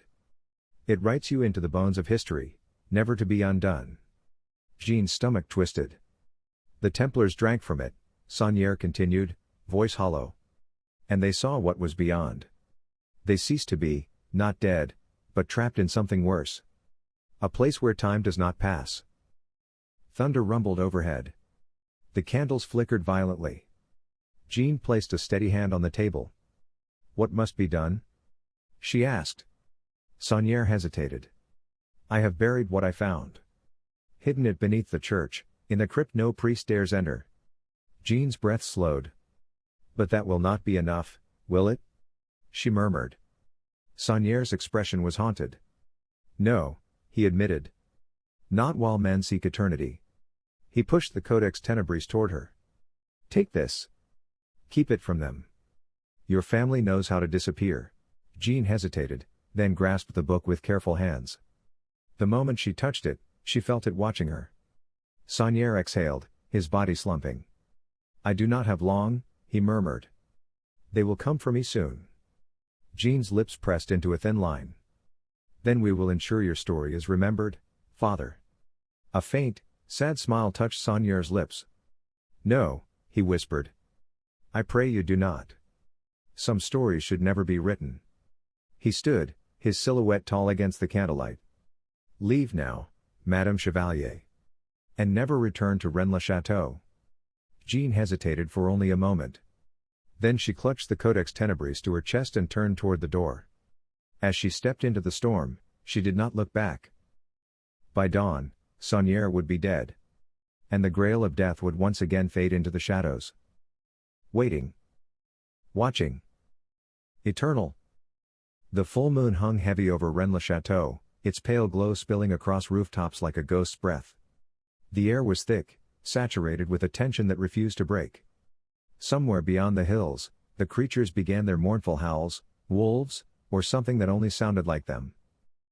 The village stirred uneasily. Shutters slammed against windows. Dogs whined in their kennels, their instincts bristling against the unseen presence that threaded through the night. People turned in their beds, restless, unable to sink into the embrace of sleep. And in a dimly lit motel room, Lucien Vail twisted in his sheets, sweat slicking his forehead. The nightmare had come again. And each time it seemed even more real than the last. It began in darkness. A black so absolute it swallowed sound, light, everything. Then, a flicker. A sigil, glowing with a dull, sickly light, burned into the void. The symbol. Lucien had seen it before.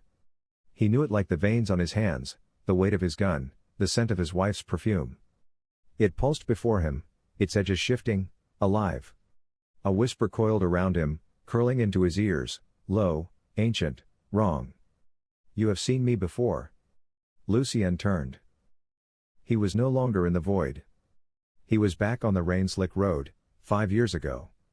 His hands gripped the wheel. His wife, Clara, was beside him, laughing softly, tucking a strand of hair behind her ear. In the back seat, their daughter hummed, pressing small fingers against the fogged window. Then, the woman, standing in the middle of the road. Dressed in white, her face obscured by shadows that didn't belong in the real world. Lucien's breath caught. He wrenched the wheel, tires screamed, metal crunched. The world flipped. Silence. Pain. The windshield was shattered, rain drumming against the crumpled hood. Lucien gasped, lungs burning. Blood dripped onto his lap, warm and thick. His wife, motionless beside him, her body twisted in a way it shouldn't be. He turned toward the back seat. His daughter was staring, her small hands clenched around her seatbelt. Daddy. The woman. Lucien turned his head. She was right there. The woman in white, standing just beyond the broken glass. Watching. Waiting. And on the pavement, illuminated by the flickering headlights, was the sigil. The same sigil. The one that had been carved into Julien Moreau's tongue. The one they had found in the crypt. The one he had seen before. But where? The memory twisted. He wasn't on the road anymore. He was somewhere older, a monastery, the air thick with incense and rot. He was holding a lantern, his younger self barely 20, following his superior through the forgotten catacombs beneath a ruined abbey. Stay close, his superior had warned, voice hushed. The dead do not sleep here. Lucien had seen something on the wall that night. A sigil. That same sigil. Scratched into the stone as if someone had clawed it there in desperation. Lucien gasped, trying to pull himself out of the dream, trying to wake up, but it wasn't done with him yet. Now, he was in the present. Magdala Tower loomed above him, its ancient stones slick with blood. Moreau's body lay sprawled on the floor, his hands clutched around Saunier's cross. The air was heavy, watching. And in the farthest corner of the chamber, Clara. Lucien's heart clenched. His wife, she was here. She turned slowly, her face pale, her eyes hollow. She raised one trembling hand, pointing to the sigil now scrawled in blood across the wall. Lucien. Her voice was soft. You should not have come this far. The sigil pulsed. The shadows moved. The woman in white stepped forward from the dark. Lucien tried to move. He couldn't. His wife's lips parted. She wasn't speaking, but the sigil was carving itself into her flesh. No. No, no, no. Lucien screamed. His body jerked upright in bed, breath ragged, sweat clinging to his skin. The room was silent. Too silent. Eva sat at the desk, eyes shadowed with exhaustion, flipping through Moreau's journal. She glanced up, startled. Lucien? He couldn't speak. His chest heaved, his pulse hammering against his ribs like a caged animal. His throat was dry, raw. He knew what he had seen.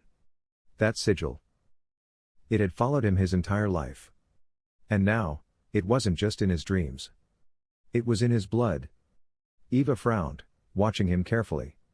You saw it again, didn't you? Lucien forced himself to breathe. His hands were trembling. He exhaled slowly, running a hand over his face. It's not just a nightmare, he whispered. It's a warning. It didn't matter how hard he tried to run from his past, each time it caught up to him and buried itself deeper in his soul. The ancient church loomed before them, its Gothic spires clawing at the twilight sky like the fingers of some forgotten deity.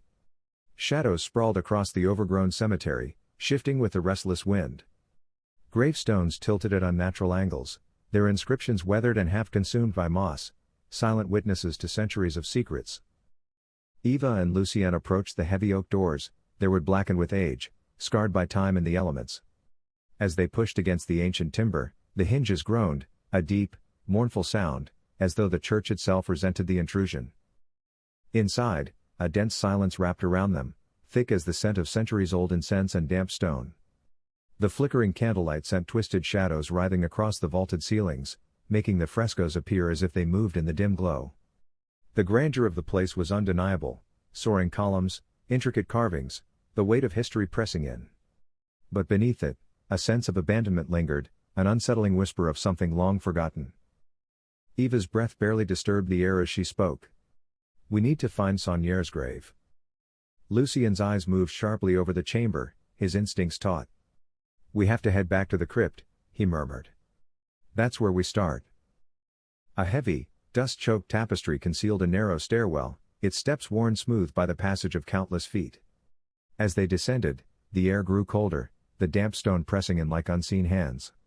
Silence deepened, thick and unnatural, broken only by the soft echo of their footsteps. At the bottom, the crypt creaked open, a vast chamber of cold and shadow.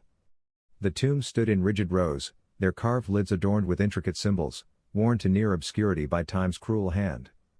The air was stale, tinged with the faint scent of decay and something else, something older.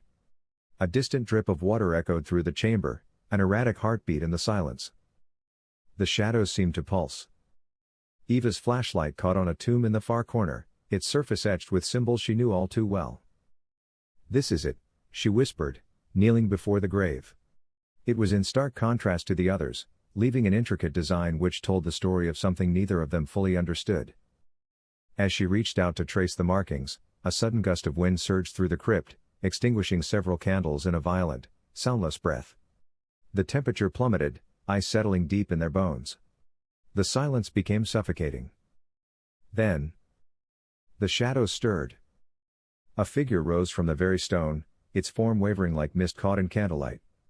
It was translucent, its presence neither fully there nor fully absent, but undeniable. Draped in the flowing robes of a cleric, the spectre hovered above the tomb. His face was hollow, gaunt, sunken with sorrow and age. The eerie glow that radiated from him cast warped shadows along the walls, stretching unnaturally, defying the flickering light. Lucien's hand instinctively went to his sidearm, but the weight of it felt useless in his grip. His voice was sharp, though laced with unspoken fear. What the hell is this? The ghost raised a hand, not in threat, but in silent command. His voice, when it came, was like wind through dead leaves, soft yet resonant, echoing from a place beyond time. Do not fear. It was almost ironic, how were the living not supposed to fear the dead? Eva felt the breath leave her lungs as recognition struck. The voice, the sorrowful weight in his eyes, it was impossible, yet undeniable. Saunier.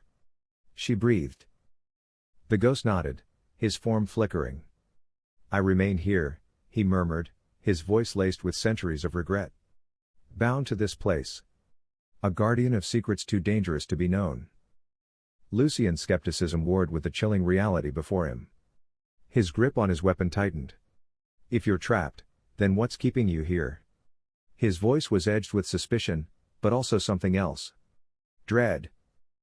Saunier's spectral form seemed to waver, as though the weight of his own words pressed upon him. A task left undone. A warning left unheeded. Eva swallowed, the air thick in her lungs. What warning? The ghost's hollow gaze fixed on hers, and for a moment, the weight of centuries bore down upon her. You must uncover what lies hidden here, Saunier intoned, the words heavy as stone. You must protect it, From those who would corrupt its power. Only then can I find peace. Lucien exchanged a glance with Eva. Disbelief flickered in his eyes, but so did something else, an understanding that whatever force had drawn them here was real. Tangible. And it wasn't finished with them yet. Lucien exhaled sharply. Where do we start? Saunier turned his gaze toward the far wall, where the shadows thickened unnaturally. The darkness there was different, deeper. Follow me. Eva hesitated for only a heartbeat before stepping forward, Lucien close behind. The deeper they moved into the crypt, the colder the air grew, pressing against them like unseen hands. The walls seemed to narrow, the stone closing in as if swallowing them whole. The weight of history, of something buried long before their time, settled heavily on their shoulders. And as they followed the ghost into the suffocating dark, Eva couldn't shake the feeling that something was watching them. Not Saunier. Their journey had only begun. And they had no idea what they were getting themselves into. The oppressive silence deepened, swallowing their footsteps as they ventured further into the crypt's labyrinthine depths. The air was heavy, almost tangible, as though the very walls were imbued with the weight of centuries of secrecy and suffering. The deeper they moved, the stronger the sensation became, that they were not just uncovering history, but walking straight into a fate neither of them could fully comprehend. Lucien's grip on his flashlight tightened as he scanned the passage ahead. The carvings that lined the walls were more intricate now, their patterns twisting into arcane designs that seemed to shift beneath the flickering glow. He had seen these before, in Julien's journal, in the grimoires hidden away in the Vatican archives, symbols tied to forbidden knowledge, to rituals meant to seal away things that should never be named. Eva felt it too. The air was growing colder, but it wasn't just temperature, it was something else, something crawling beneath her skin, whispering at the edge of her consciousness. The deeper they went, the stronger the presence became. Then, a sound. A whisper. Not Saunier, but something unknown. Eva froze. Lucien did too. The noise was faint, slithering through the passage like a breath through a keyhole, but it was there. Lucien reached for his weapon, his heartbeat hammering in his ears. We're not alone, he murmured, barely above a whisper. Saunier's form wavered, his expression darkening. They are already here. Eva's stomach dropped. Who? She breathed, though she already knew the answer. The ones who wait in the dark, Saunier intoned. The Watchers of Sion seek to keep the power buried. But the Resurrectors. They will do anything to set it free. A sudden gust of wind tore through the crypt, though there were no openings, no passageways for the air to move. The torches flickered wildly. A deep, guttural sound resonated through the chamber, low, almost inhuman. Lucien's jaw clenched. We need to move. Now. Saunier's form flickered more violently, the strain of his spectral existence showing through the effort it took to remain. I cannot follow you further, he said, his voice reverberating through the stone. Beyond this threshold, the seals begin to weaken. The darkness will know you are here. Eva swallowed hard, her fingers brushing over the cold stone of the crypt's walls as though grounding herself. Then tell us what we need to do. Saunier's gaze burned into hers, ancient and sorrowful. Find the seal, he commanded. The last barrier between this world and the abyss beyond. If they break it, there will be no stopping what comes next. Lucien exhaled sharply, his eyes meeting Eva's. The unspoken understanding passed between them. They had come looking for answers. But what they had found was something far more terrifying. With one final look at Saunier's fading form, they turned toward the darkness ahead, stepping forward into the unknown. And behind them, the whispering voices grew louder. Lucien had spent years haunted by the figure in white, the woman who had stood in the road the night his wife and daughter died.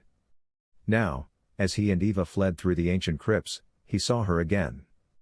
She seemed to follow him through every trial, and he was starting to think that she was less there to haunt him but rather to open his eyes to the truth. She was not an omen. She was a warning. The sigil she had left behind matched the marks burned into Julien Moreau's body. She had tried to stop something. But what? Eva reached for the journal, flipping to the last, unfinished page of Saunier's confession. The Grail is not an artifact. It is a living thing. It chooses. It waits. And once it marks you.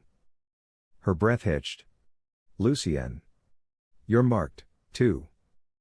The realization settled like lead. The Grail had been watching him for years. His family's death had not been an accident. It had been a failed attempt to take him. It weighs as though it was playing tricks on him.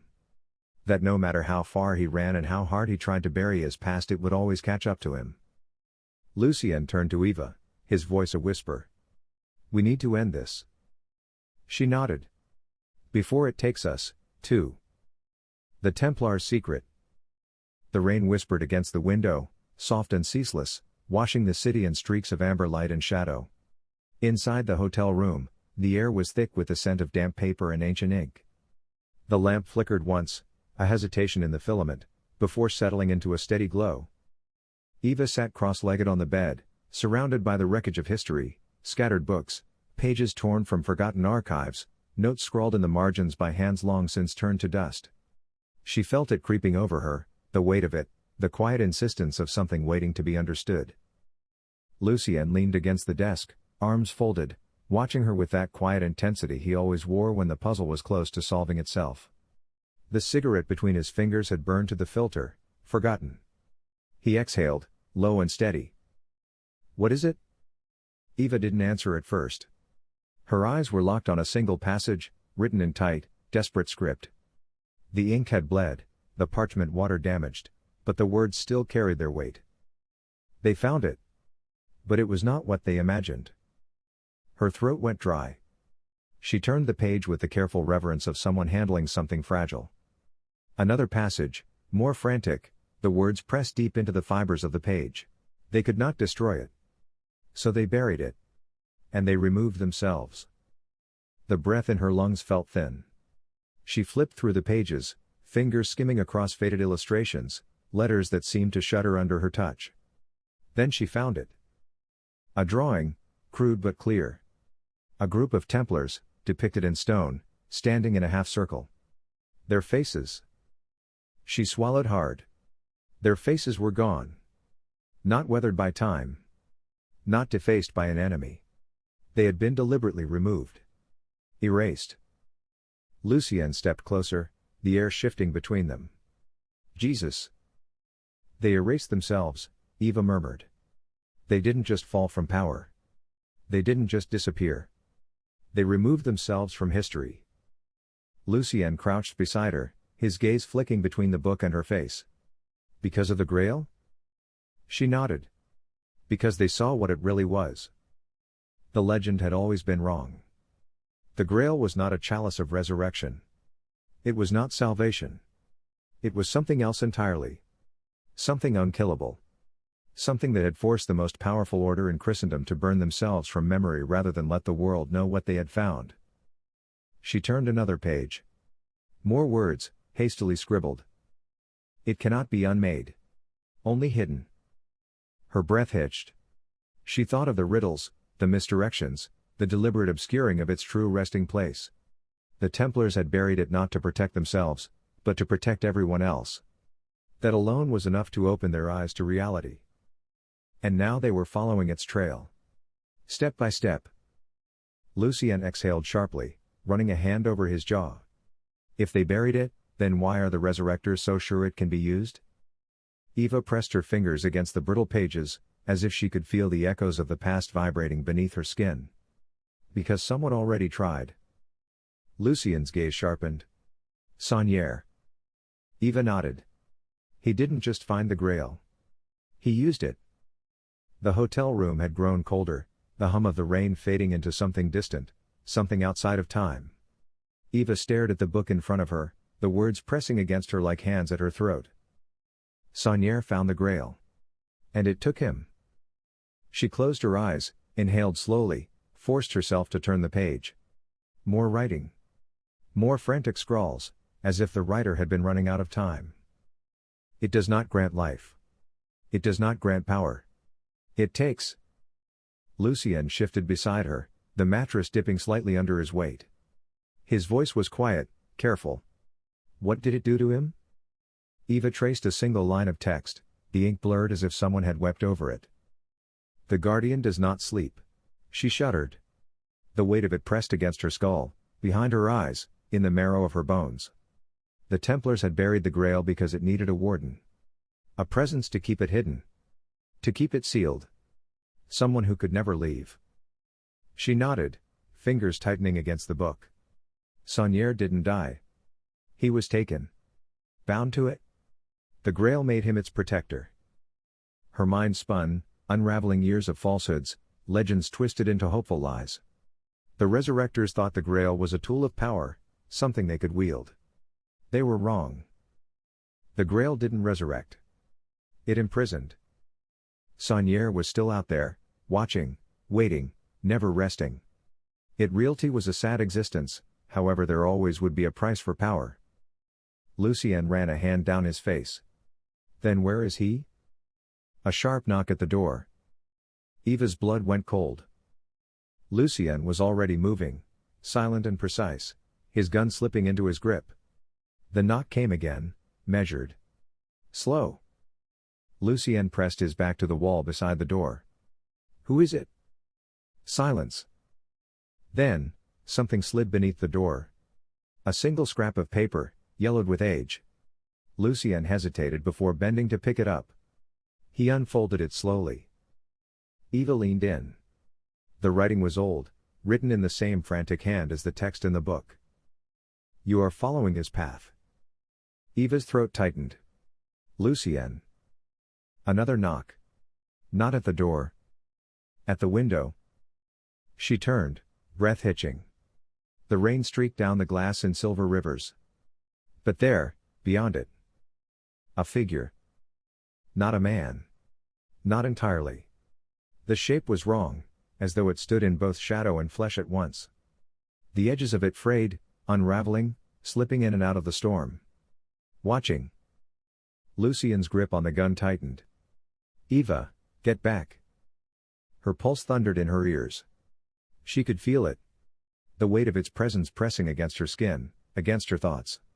He doesn't sleep. He watches. He waits.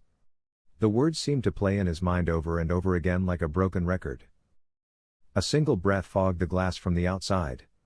A whisper of movement. Then, nothing. Lucien was already at the window, throwing it open, gun leveled at the night. But there was no one there.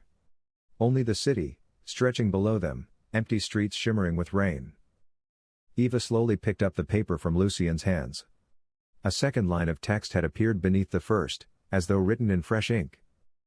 You are not ready. The room felt smaller. The air thinner.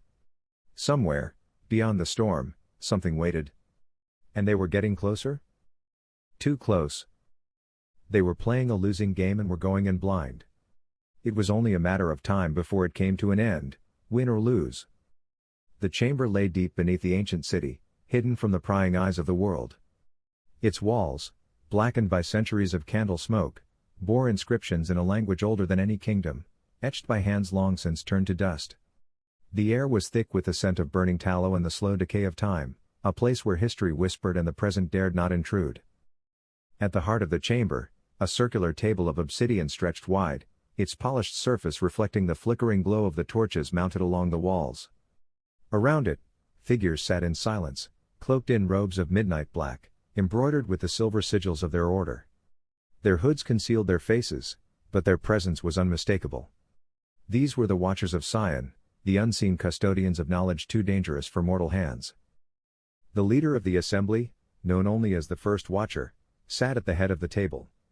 He tapped two fingers against the stone, a signal that shattered the silence like a hammer against glass. The balance is shifting. The words were measured, heavy with meaning. The gathered watchers did not stir, but their silence was a form of acknowledgement. They had felt it, the tremors in the great web of secrecy they had woven for centuries, now beginning to fray at its edges. A woman seated to his right, her voice cool and precise, spoke first. Lucien Vail and Eva Chevalier have drawn too close. A murmur rippled through the assembly. The detective has survived too many encounters, another watcher said, his tone edged with disapproval. And the historian, she holds knowledge she was never meant to possess. They are not the first to chase the shadows of the past, the first watcher said evenly. But they are. Persistent. Dangerous. The eldest among them, his voice like crumbling parchment, interjected. Moreau's death was a warning, yet they continue. They follow the Codex. And now, they seek the Grail. They are persistent, the detective is intent on getting to the truth.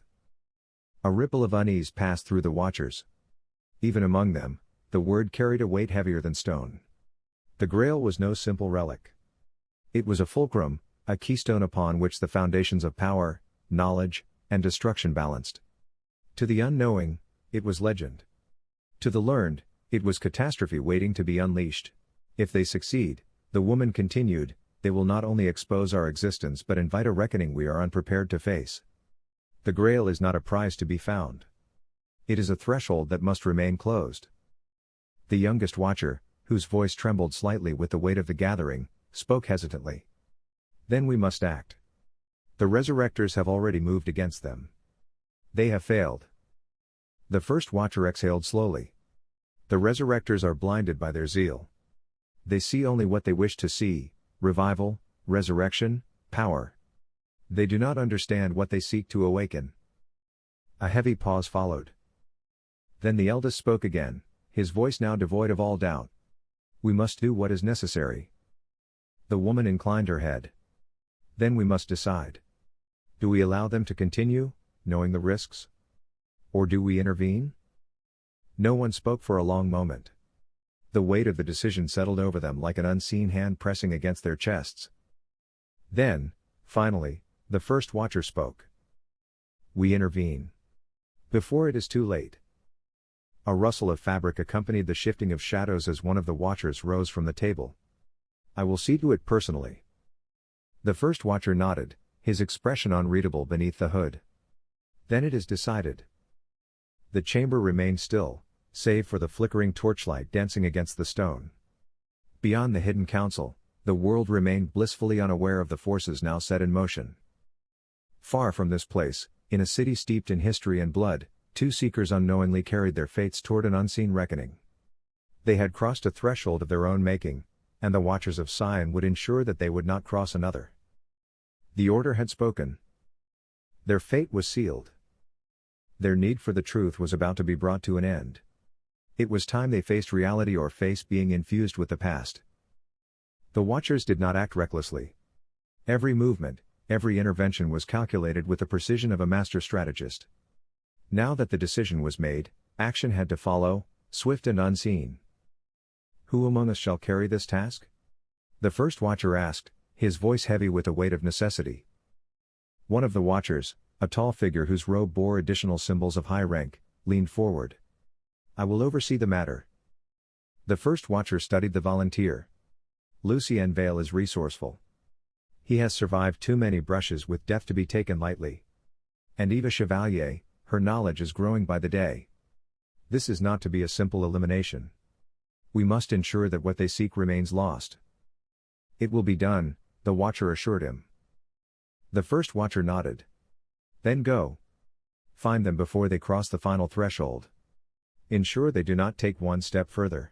The assembled figures murmured their assent, and with a soft rustling of robes, the watcher tasked with the mission turned and disappeared into the darkness.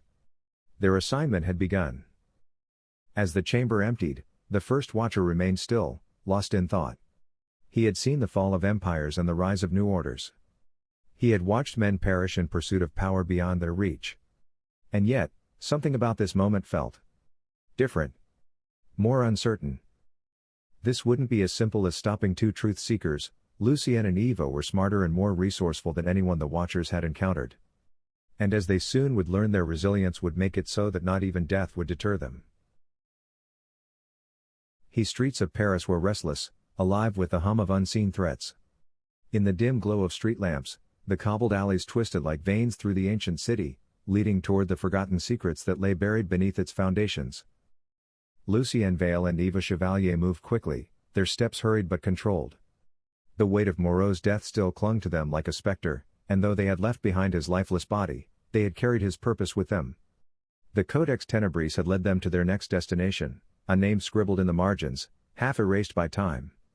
It seemed as though each name led them deeper into their own pasts and further from the reality they had forged for themselves. Gabriel Laroche. Eva clutched the notebook against her chest, her breath uneven. "You're sure about this?" she whispered, glancing toward Lucien. "No," he admitted, scanning the surrounding streets. "But Moreau thought he was important. And right now, he's all we have." Gabriel Laroche was a name only whispered in hushed circles. Once a devoted resurrector, he had walked away from their cause, disappearing into obscurity. If anyone could tell them what lay at the heart of the Grail's secret, it was him. But they weren't the only ones searching for him. It seemed as though it had all started with him, and it only seemed fitting that it would end with him as well. From the shadows of a high balcony, a lone figure observed them. He was dressed in a tailored black coat, blending seamlessly into the cold Parisian night. Beneath his sleeve, his fingers traced the handle of a dagger, its edge honed to perfection. Vincent Cassel, the Watcher's Blade. He had been chosen for this task, not out of necessity, but because the Watchers understood that subtlety was required. If Lucien and Eva were killed outright, it would leave too many unanswered questions. No, his approach had to be careful. Methodical. He would gain their trust, learn what they knew, and then silence them before they ventured too far. His orders were clear: find them. Manipulate them. And when the time is right, eliminate them. Vincent was not a man of reckless violence. He had killed, yes, but always with precision, always with an understanding of when death would serve its purpose and when it would cause more problems than it solved. He did not need to rush this. He had studied Lucien and Eva from afar, learning their habits, their weaknesses. He would become a shadow in their periphery, close enough to steer their course, yet distant enough to remain unseen until the final moment. He harbored patience, and he had met several foolish enough to go searching for the Grail. He knew exactly how to deal with them. Gabriel Laroche lived as a ghost, hiding in the ruins of an old chapel on the outskirts of the city. Once, the chapel had stood as a beacon for lost souls, but now it was little more than crumbling stone and forgotten prayers. The perfect refuge for a man who had betrayed his own. Lucien and Eva pushed open the heavy wooden doors, the hinges groaning in protest. Inside, the air was thick with dust, the scent of candle wax lingering in the cold. "I know why you're here." A voice echoed from the darkness. Gabriel emerged from the shadows, his silhouette illuminated by the flickering light of a single candle. He was older than they had expected, his face lined with exhaustion, but his eyes were sharp, calculating. He studied them in silence before speaking again. "You don't understand what you're chasing.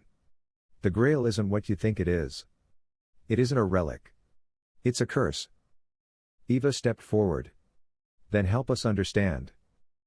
Gabriel hesitated, then exhaled slowly. "You want to know what happened to those who sought it before? You want to know why the Watchers fear it? Fine. But know this: if you continue down this path, there will be no salvation waiting at the end. Only ruin." A chill crept down Lucien's spine. For the first time, he wondered if they had already gone too far. However, he knew that there was no going back from here. Vincent Cassel was patient. He had tracked men and women far more elusive than these two.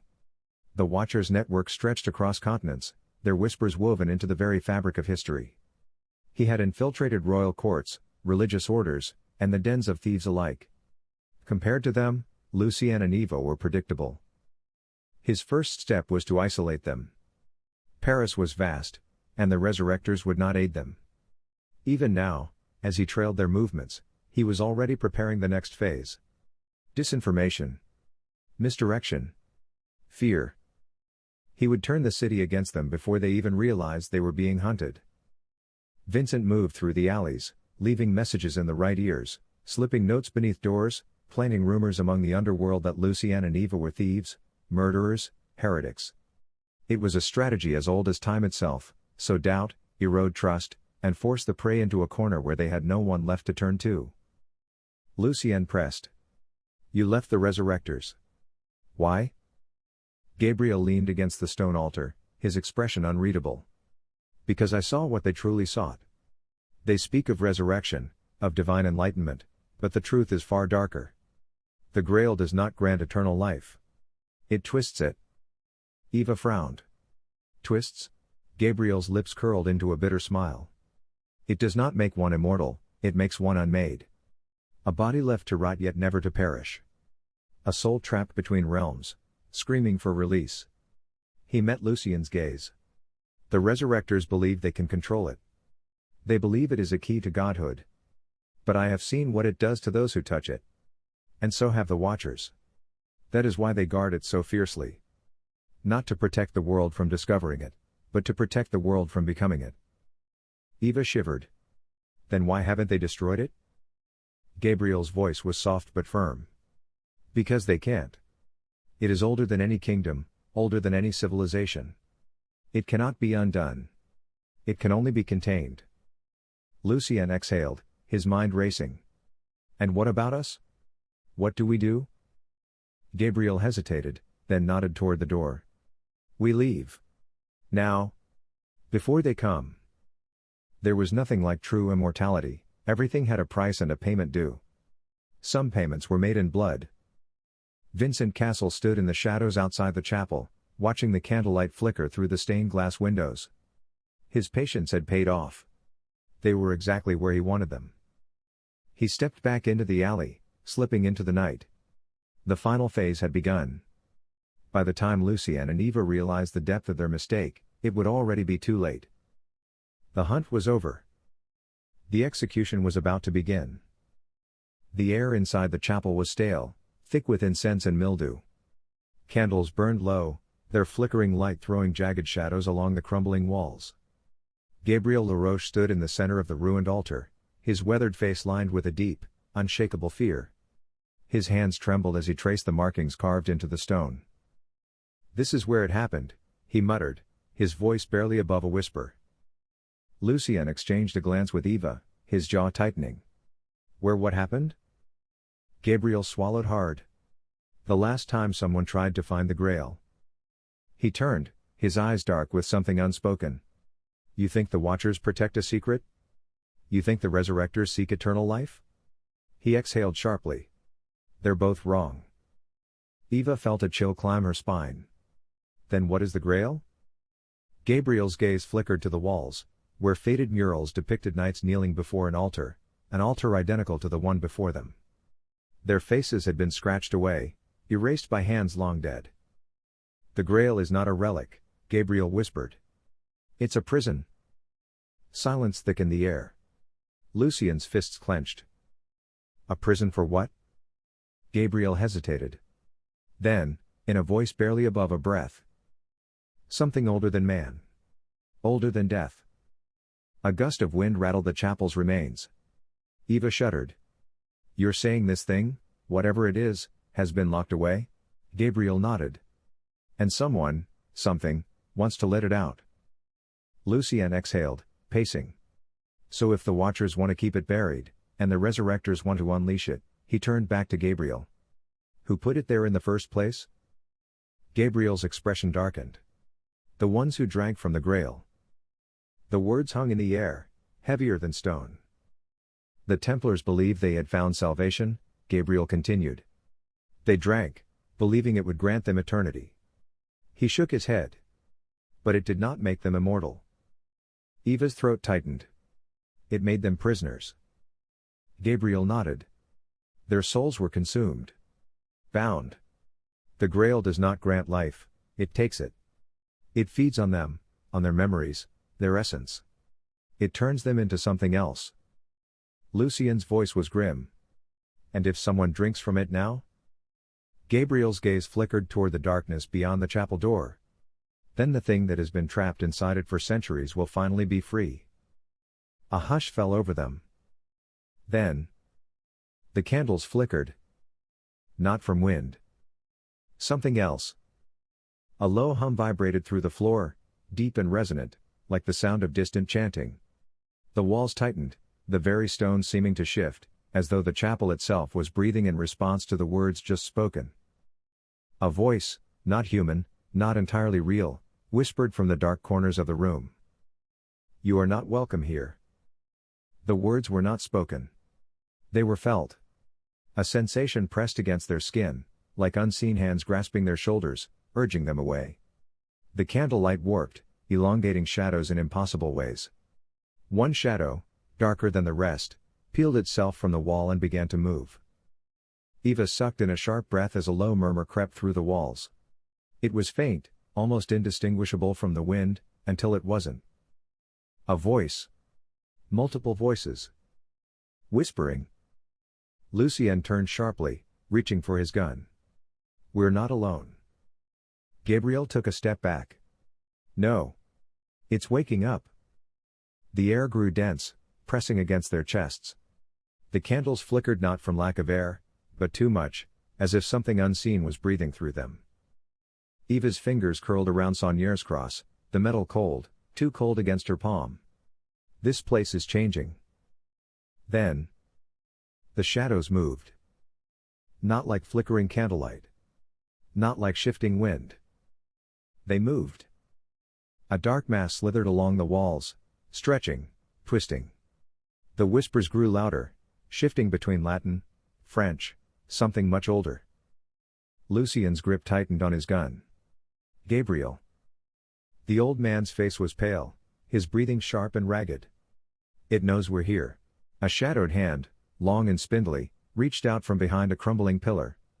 The fingers flexed, too many joints bending the wrong way, grasping at empty air as if searching for something, someone. Eva stumbled back, heart hammering in her chest. The whispering became a chant. You were warned. A gunshot cracked through the air, silencing the whispers. Lucien spun, his instincts kicking in just as figures in crimson robes poured into the chapel, weapons raised. The resurrectors had arrived. Gabriel cursed, backing away. They must have followed you here. Lucien's gun was already drawn. No, someone led them here. Eva barely had time to process before another thunderous noise shook the walls. From the opposite side of the chapel, more figures descended from the rafters, clad in black robes woven with silver symbols. The Watchers of Sion. The two secret societies clashed at once. Gunfire. Steel. A brutal, chaotic battle erupted between the Resurrectors and the Watchers, each fighting for control of what lay buried beneath the ruins. Lucien grabbed Eva's wrist. We're leaving. But Gabriel shook his head. No, you don't understand, they're waking it up. A new sound rose beneath the chaos. A low, ancient groan. The very stone beneath them trembled. Eva turned sharply, her breath caught in her throat. The altar, the same one where the Templars once knelt, was cracking open. Lucien's voice was sharp. Tell me that's not what I think it is. Gabriel's face was drenched in sweat. The Grail isn't here. He swallowed hard. But its prison is. Another thunderous crack.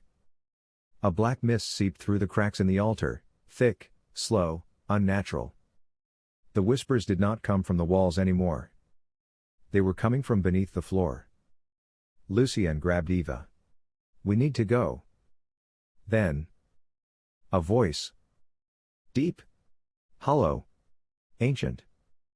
You were warned. The entire chapel lurched as the floor gave way beneath them. And they plunged into darkness. We never really know when we have gone too far. We keep pushing ourselves, hoping that we will eventually make it out unscathed. However, once the darkness consumes us and we come face to face with the reality of the fact that there is no going back, only then do we feel the embers of regret.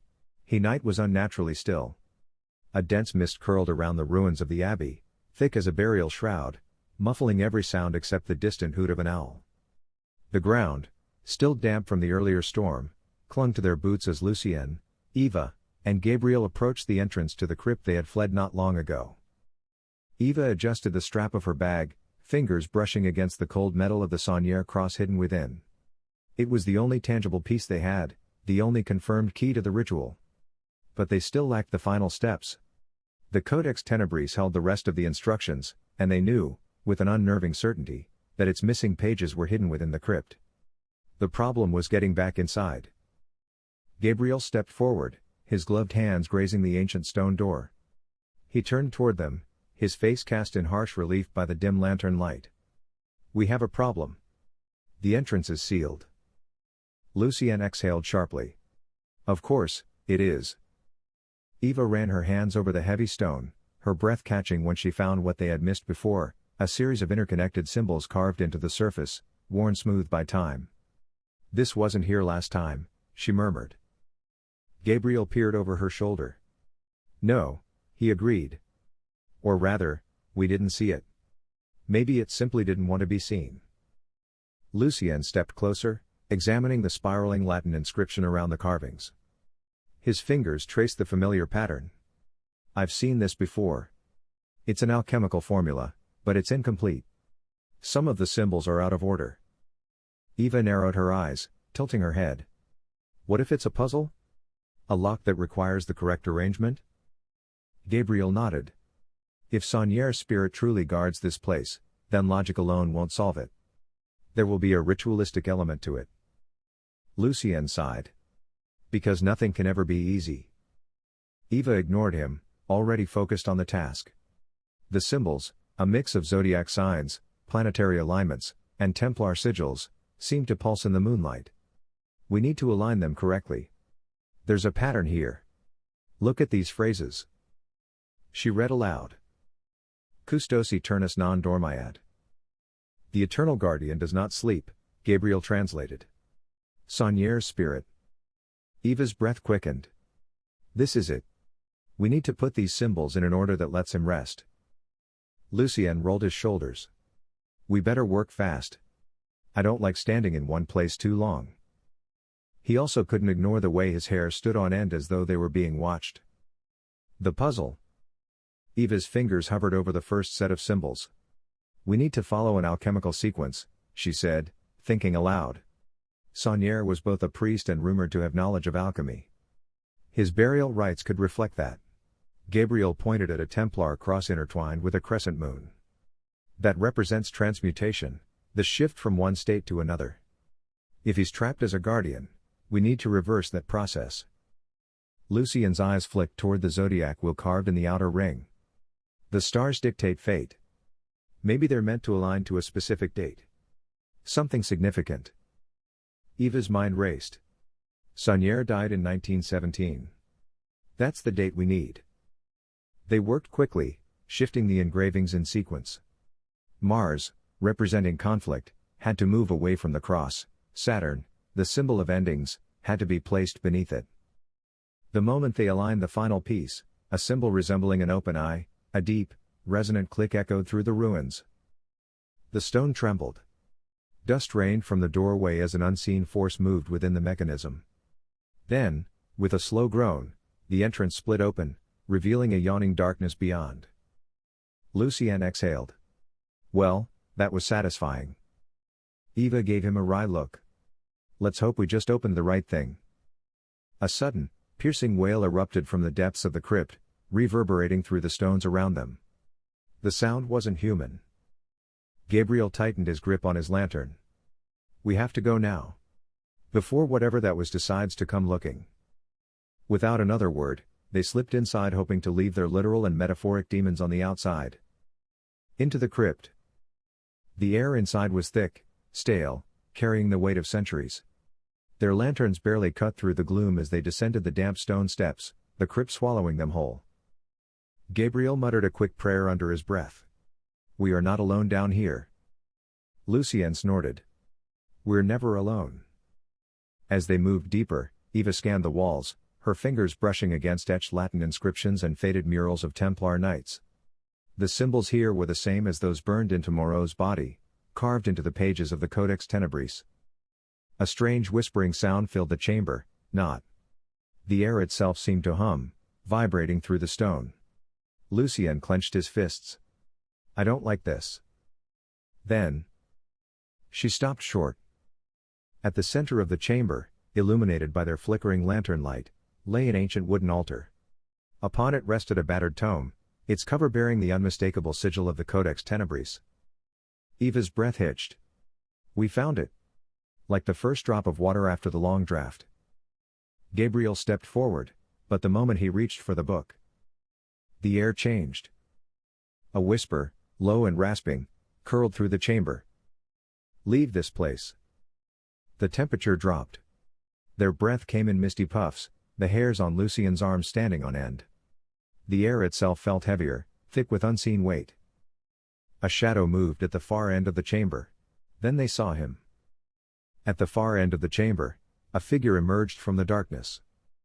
Saunier's ghost stood before them, his spectral form wavering, his eyes nothing but dark, hollow voids.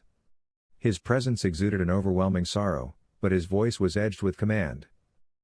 "You should not have come." Eva's mouth was dry. "We don't mean to disturb you. We seek the knowledge to set you free." His ghost wavered, flickering like a dying flame. "The knowledge you seek must not be taken lightly."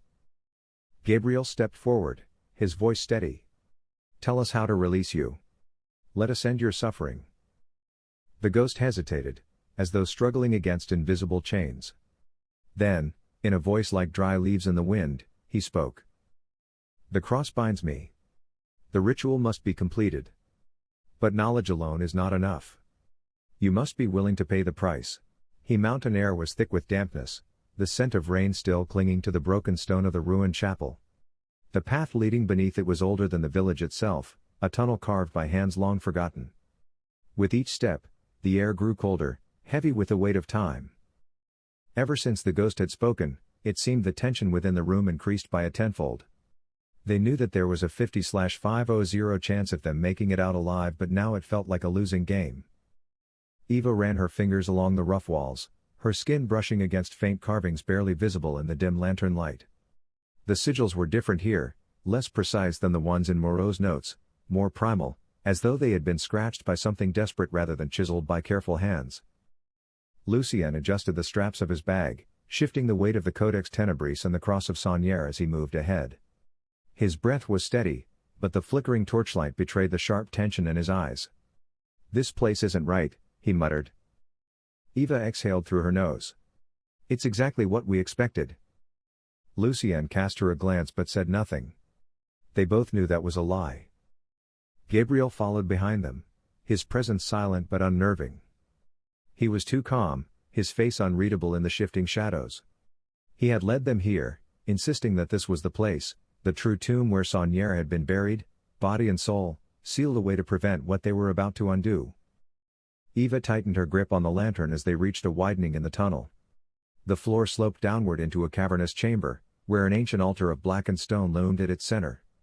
Above it, the rock ceiling had caved in centuries ago, leaving a jagged opening that allowed the moon's pale light to spill in. At the foot of the altar, something shimmered. Lucien crouched, brushing aside dust and fallen debris to reveal a glass-like substance, pulled in the cracks of the stone. It was dark, viscous, almost pulsating under the torchlight. Eva's stomach twisted. "That's it." "The same substance from Moreau's blood," Lucien murmured. Gabriel crouched beside him, his expression unreadable. He dipped 2 fingers into the pool, rubbing them together as if testing its texture. "Still active," he murmured. "After all this time." Eva swallowed. What did that mean? She turned her focus to the altar. The Cross of Saunier and the Codex held the key to unlocking the ritual.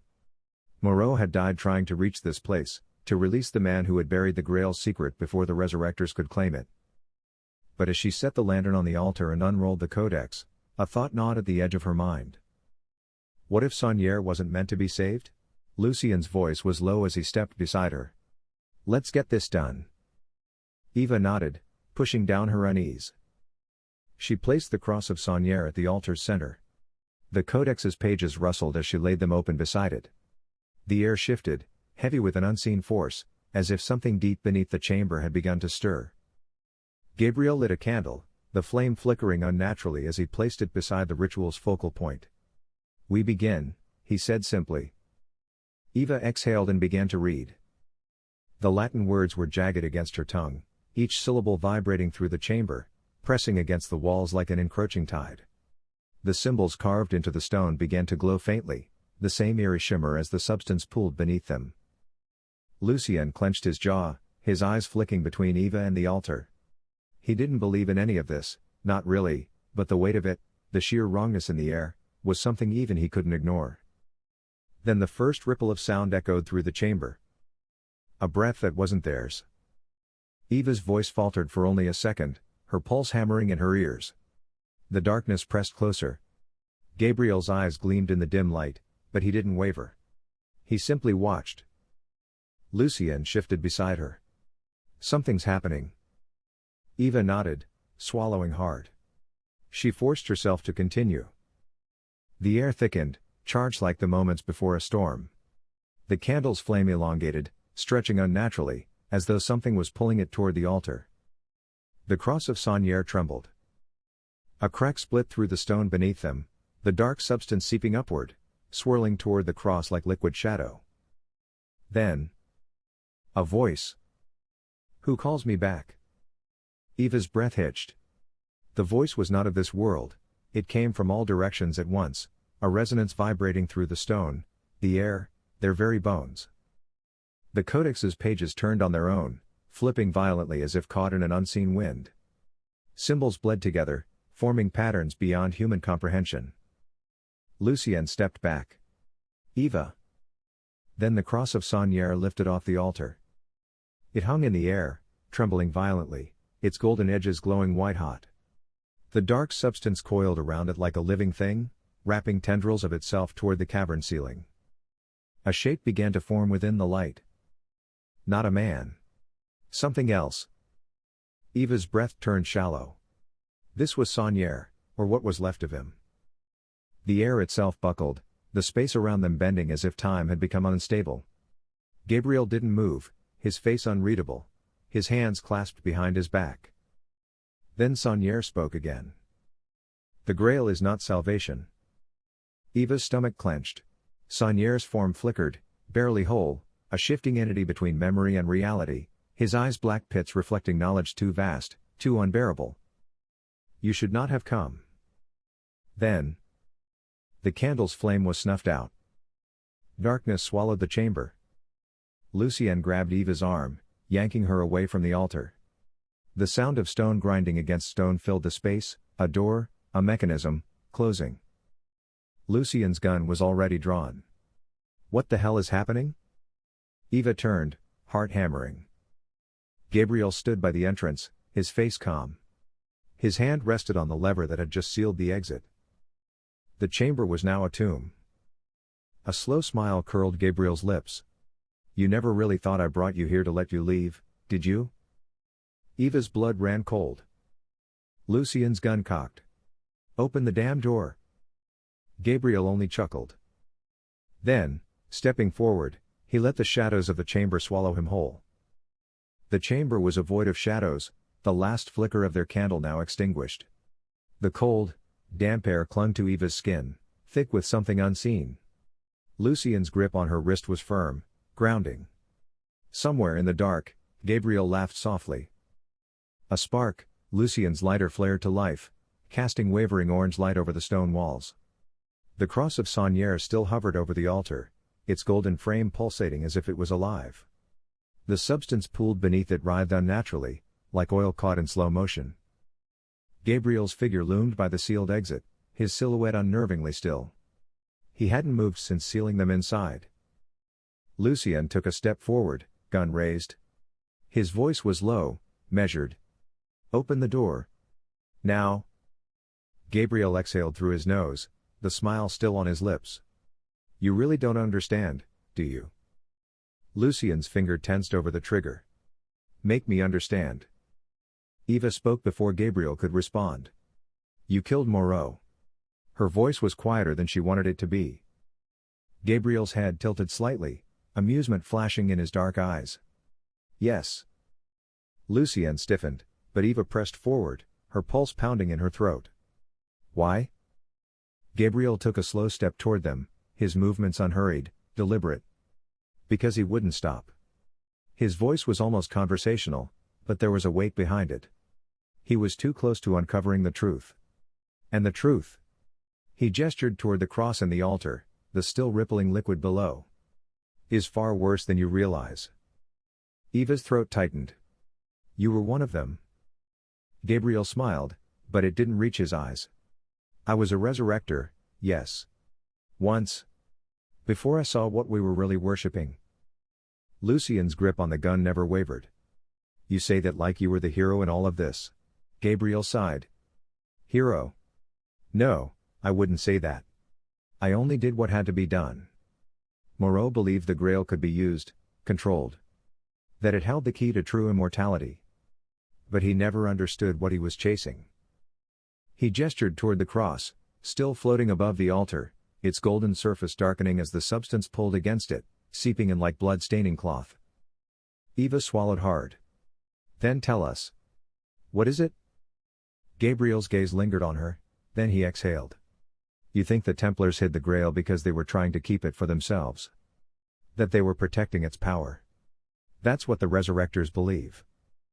His eyes flicked toward the floating relic, his expression tightening. But the truth is simpler. They weren't hiding it. They were containing it. A heavy silence settled over them. Lucien narrowed his eyes. Containing it from what? Gabriel turned toward them fully, the lantern light flickering across his sharp features. From itself. Eva's breath caught in her throat. Gabriel stepped forward, voice lower now, more urgent. The Grail is rewriting of history, of souls. Eva felt the air around her grow heavier, like the chamber itself was leaning in. You're saying it doesn't bring people back? Gabriel's smile was grim. No. It erases them. Completely. Eva's mind reeled. They had spent their entire search believing the Grail of Death was an artifact of immortality, something that could transcend life and death itself. Moreau and the Resurrectors sought to use it to resurrect the past. But if Gabriel was telling the truth? It doesn't bring back the dead, Eva whispered. It replaces them. Gabriel nodded once. And that, Dr. Chevalier, is why Moreau had to die. He thought he could control it. But no one can. Lucien took another slow step forward, his gun never wavering. Then why are we here? Why lead us to this place, to this moment, just to kill us? Gabriel tilted his head slightly. Because I needed you to finish the ritual. I needed to know if it still worked. His dark gaze settled on Eva. And now, thanks to you, I have my answer. Eva felt something cold curl in her stomach. They had played directly into his hands. Lucien's gun cocked, the sound sharp in the tense air. That's not an answer. Gabriel's eyes flicked to the gun, unconcerned. You think killing me will help you escape? Lucien's jaw clenched. Maybe not. But it'll feel good. Gabriel smiled again, slow and knowing. Try, then. The moment stretched, tense, suffocating. Then the chamber itself shifted. A low rumbling vibrated through the stone walls, followed by a deep, inhuman whisper. Eva's breath hitched. What the hell was that? Lucien's stance stiffened, gun flicking toward the source of the sound, though there was no source. Gabriel exhaled through his nose. It's waking up. Lucien's stomach turned. What is? Eva's eyes darted to the altar, to the cross of Saunière, now fully darkened, corrupted by the strange substance. The whisper came again, closer this time. Gabriel took another step backward, toward the only exit. I'd love to stay and explain, but I'm afraid my work here is done. He reached into his coat, pulling free a key, and turned toward the heavy stone door. Lucien didn't hesitate. He fired. The gunshot shattered the silence, echoing through the chamber like a thunderclap.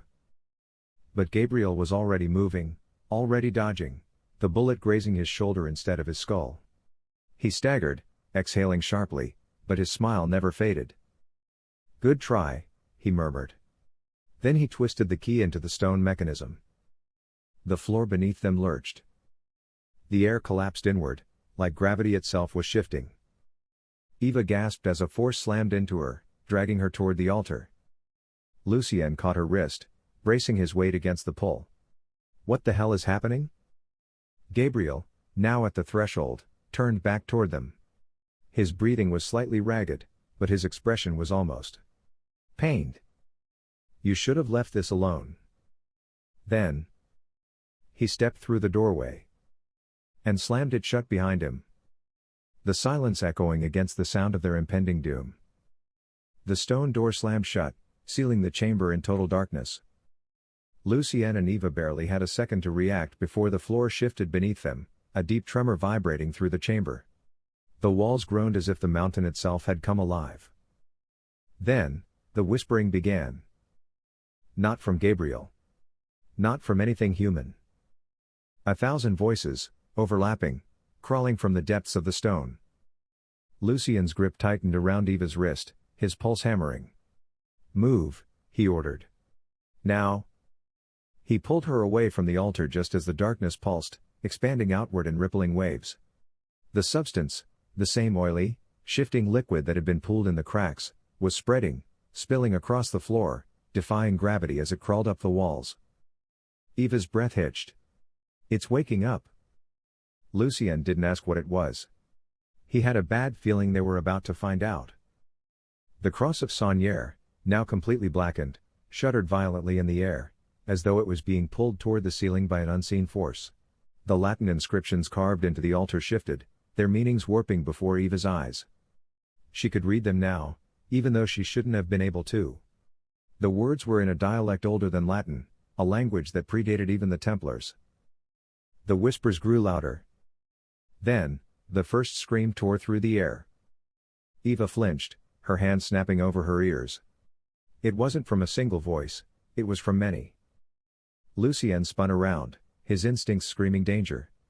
Where the hell is that coming from? Eva's wide eyes darted toward the walls, and her stomach dropped. The stone carvings had changed. The Templar figures once etched into the walls, their faces scratched away by their own hands, were now moving. Their forms twisted, writhing as though they were trying to crawl out of the stone itself. And then, one of them did. A blackened hand burst from the wall, fingers elongated, skin stretched impossibly thin. Eva choked on a scream as more figures began to emerge, their faces twisted, their eyes hollow voids, stepping free from the very stone. Lucien fired a shot, the bullet hit nothing. The creatures didn't bleed. They weren't bodies. They were memories, ripped from the past, unfinished, fragmented. Lucien grabbed Eva and pulled her back. "We need to get out of here." "No shit." Eva gasped, her hands gripping the codex, flipping through its pages. There had to be something, some way to stop this. The whispers became voices, overlapping in maddening waves. None of them coherent. Eva's blood turned to ice. Lucien gritted his teeth. "Eva." She snapped her head up, heart hammering. Lucien swore under his breath, his gun aimed at the advancing figures. "Let's make sure we don't get rewritten." The only exit was sealed, and Gabriel was gone. But Eva's mind was racing. If the ritual had opened the Grail's influence, then maybe it could be reversed. She turned back toward the altar. The codex, the cross, the substance, they were all part of it. What had been unlocked could be locked again. Lucien noticed her shift. "What are you thinking?" "We close it," she whispered. "We shut it down before it finishes." Lucien didn't hesitate. "Tell me what to do."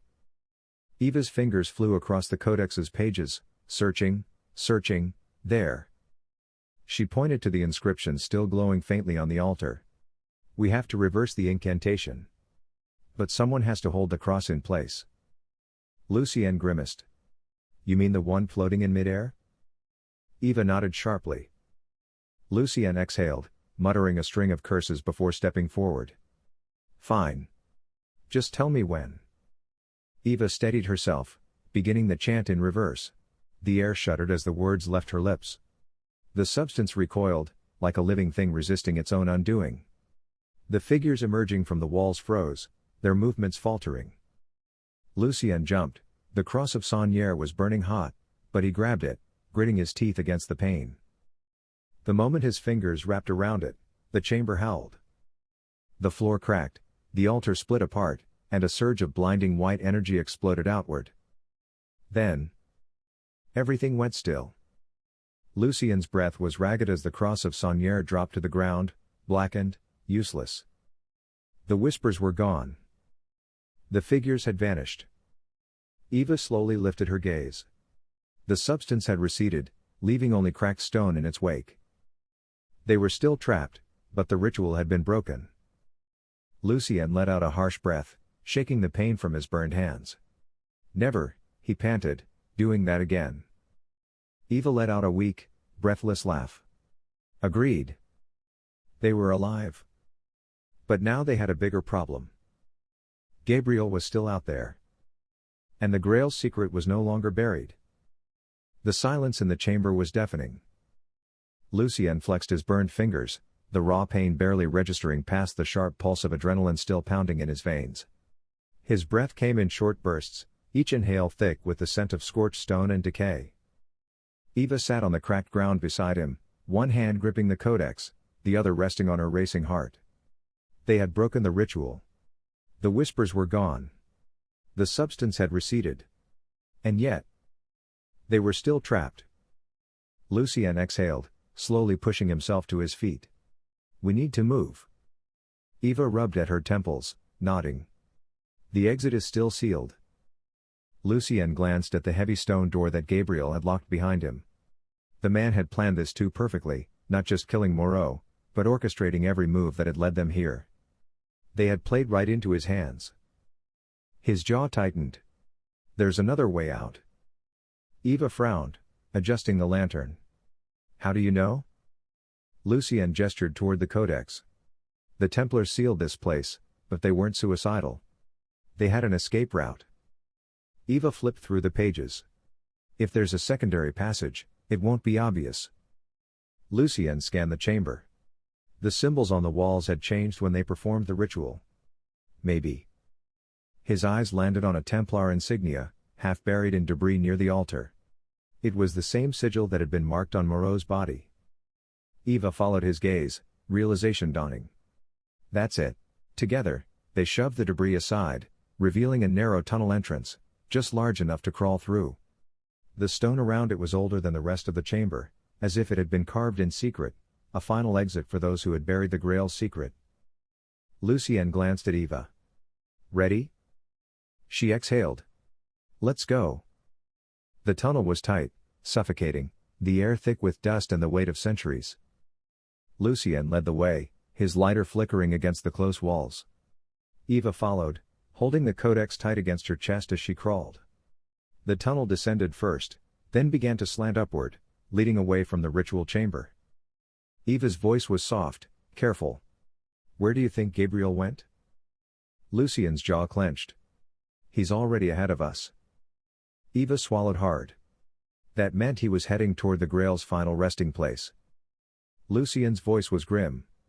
If we don't get there first, we're already dead. The tunnel ended abruptly in a wooden hatch, old but sturdy. Lucien pressed his ear against it, listening. Silence. No footsteps. No movement. He glanced back at Eva, then pushed it open. They emerged into the open air. And immediately realized where they were. The ruins of an ancient monastery stretched before them, swallowed by the mountain shadow. Eva sucked in a sharp breath. This is... Lucien finished for her. The last Templar stronghold. It had been hidden for centuries, buried beneath the earth, only to be rediscovered by Moreau before his death. The final resting place of the Grail lay somewhere within these ruins. Eva's pulse quickened. Gabriel's already here. Lucien scanned the broken stone corridors, the crumbling walls covered in overgrowth. The air was still, too quiet. Then, a single gunshot cracked through the silence. Lucien shoved Eva behind cover, drawing his own weapon. The shot had come from inside the ruins. Gabriel was here. And he wasn't alone. They had to move quietly through the shadows. Like becoming ghosts themselves. Lucien motioned for Eva to stay close as they advanced through the ruins. The monastery's interior was in shambles, collapsed archways, shattered statues, and murals so faded they were barely recognizable. Eva whispered, where would the Grail be? Lucien thought for a moment. The crypts. Underground. They pressed forward, the tension coiling tighter with each step. Then, as they turned a corner, they found Gabriel. He was standing in the center of the ruined chapel, his back to them, staring down at something half buried in the stone floor. Lucien raised his gun. Gabriel. The man didn't turn immediately. When he did, his expression was unreadable. You're too late. Eva stepped forward. You found it. Gabriel exhaled slowly, then stepped aside. Beneath his feet, a massive stone coffin lay cracked open. The air pulsed around it, thick with something neither of them could name. Inside the coffin was no skeleton, no body. Just a pool of black, shifting liquid. Eva's heart slammed against her ribs. The Grail, she whispered. Gabriel nodded.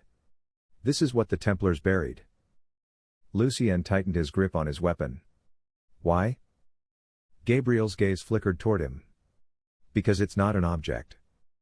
Eva inhaled sharply. It's a doorway. Gabriel smiled. Now you're beginning to understand. The liquid in the coffin shifted, bubbling like something beneath it was waiting. Gabriel turned his full attention to them, his expression strangely calm. This isn't a relic. It isn't a cup. It isn't something you drink. He stepped forward, lowering his voice. The Grail is a gateway. A passage to something beyond memory. Eva's knees nearly buckled. The Templars didn't just bury it. They buried themselves to keep it from being found. Gabriel nodded. And now, we've done exactly what they feared most. Lucien's stomach dropped. We woke it up. A sudden, deafening whisper filled the chapel. The air shook. The very stone beneath them cracked open. The substance in the coffin began to rise. Not as a liquid. As a figure. Something pulling itself free from the Grail. Something that should never have existed. The chapel shook violently. Lucien steadied his stance, eyes locked on the coffin of liquid shadow as it began to pulse violently, distorting the air around it. The whispers had grown into a deafening chorus, not human voices, but something older, alien, endless. Something was coming through. Eva stumbled back, one hand gripping the codex, the other bracing against a broken pillar. Her breath was ragged, her pulse hammering in her throat. The Templars hadn't hidden the Grail. They had buried it, sealed it away to stop something from using it. Gabriel stared at the shifting pool, his face unreadable. We were never meant to find this. Lucien clenched his jaw. Then let's make sure no one else does. The black liquid in the coffin ricocheted upward, forming something humanoid, but shifting too fast to hold a shape. Faces flickered across its surface, not one, but many, morphing, screaming in silence. Eva's mind reeled.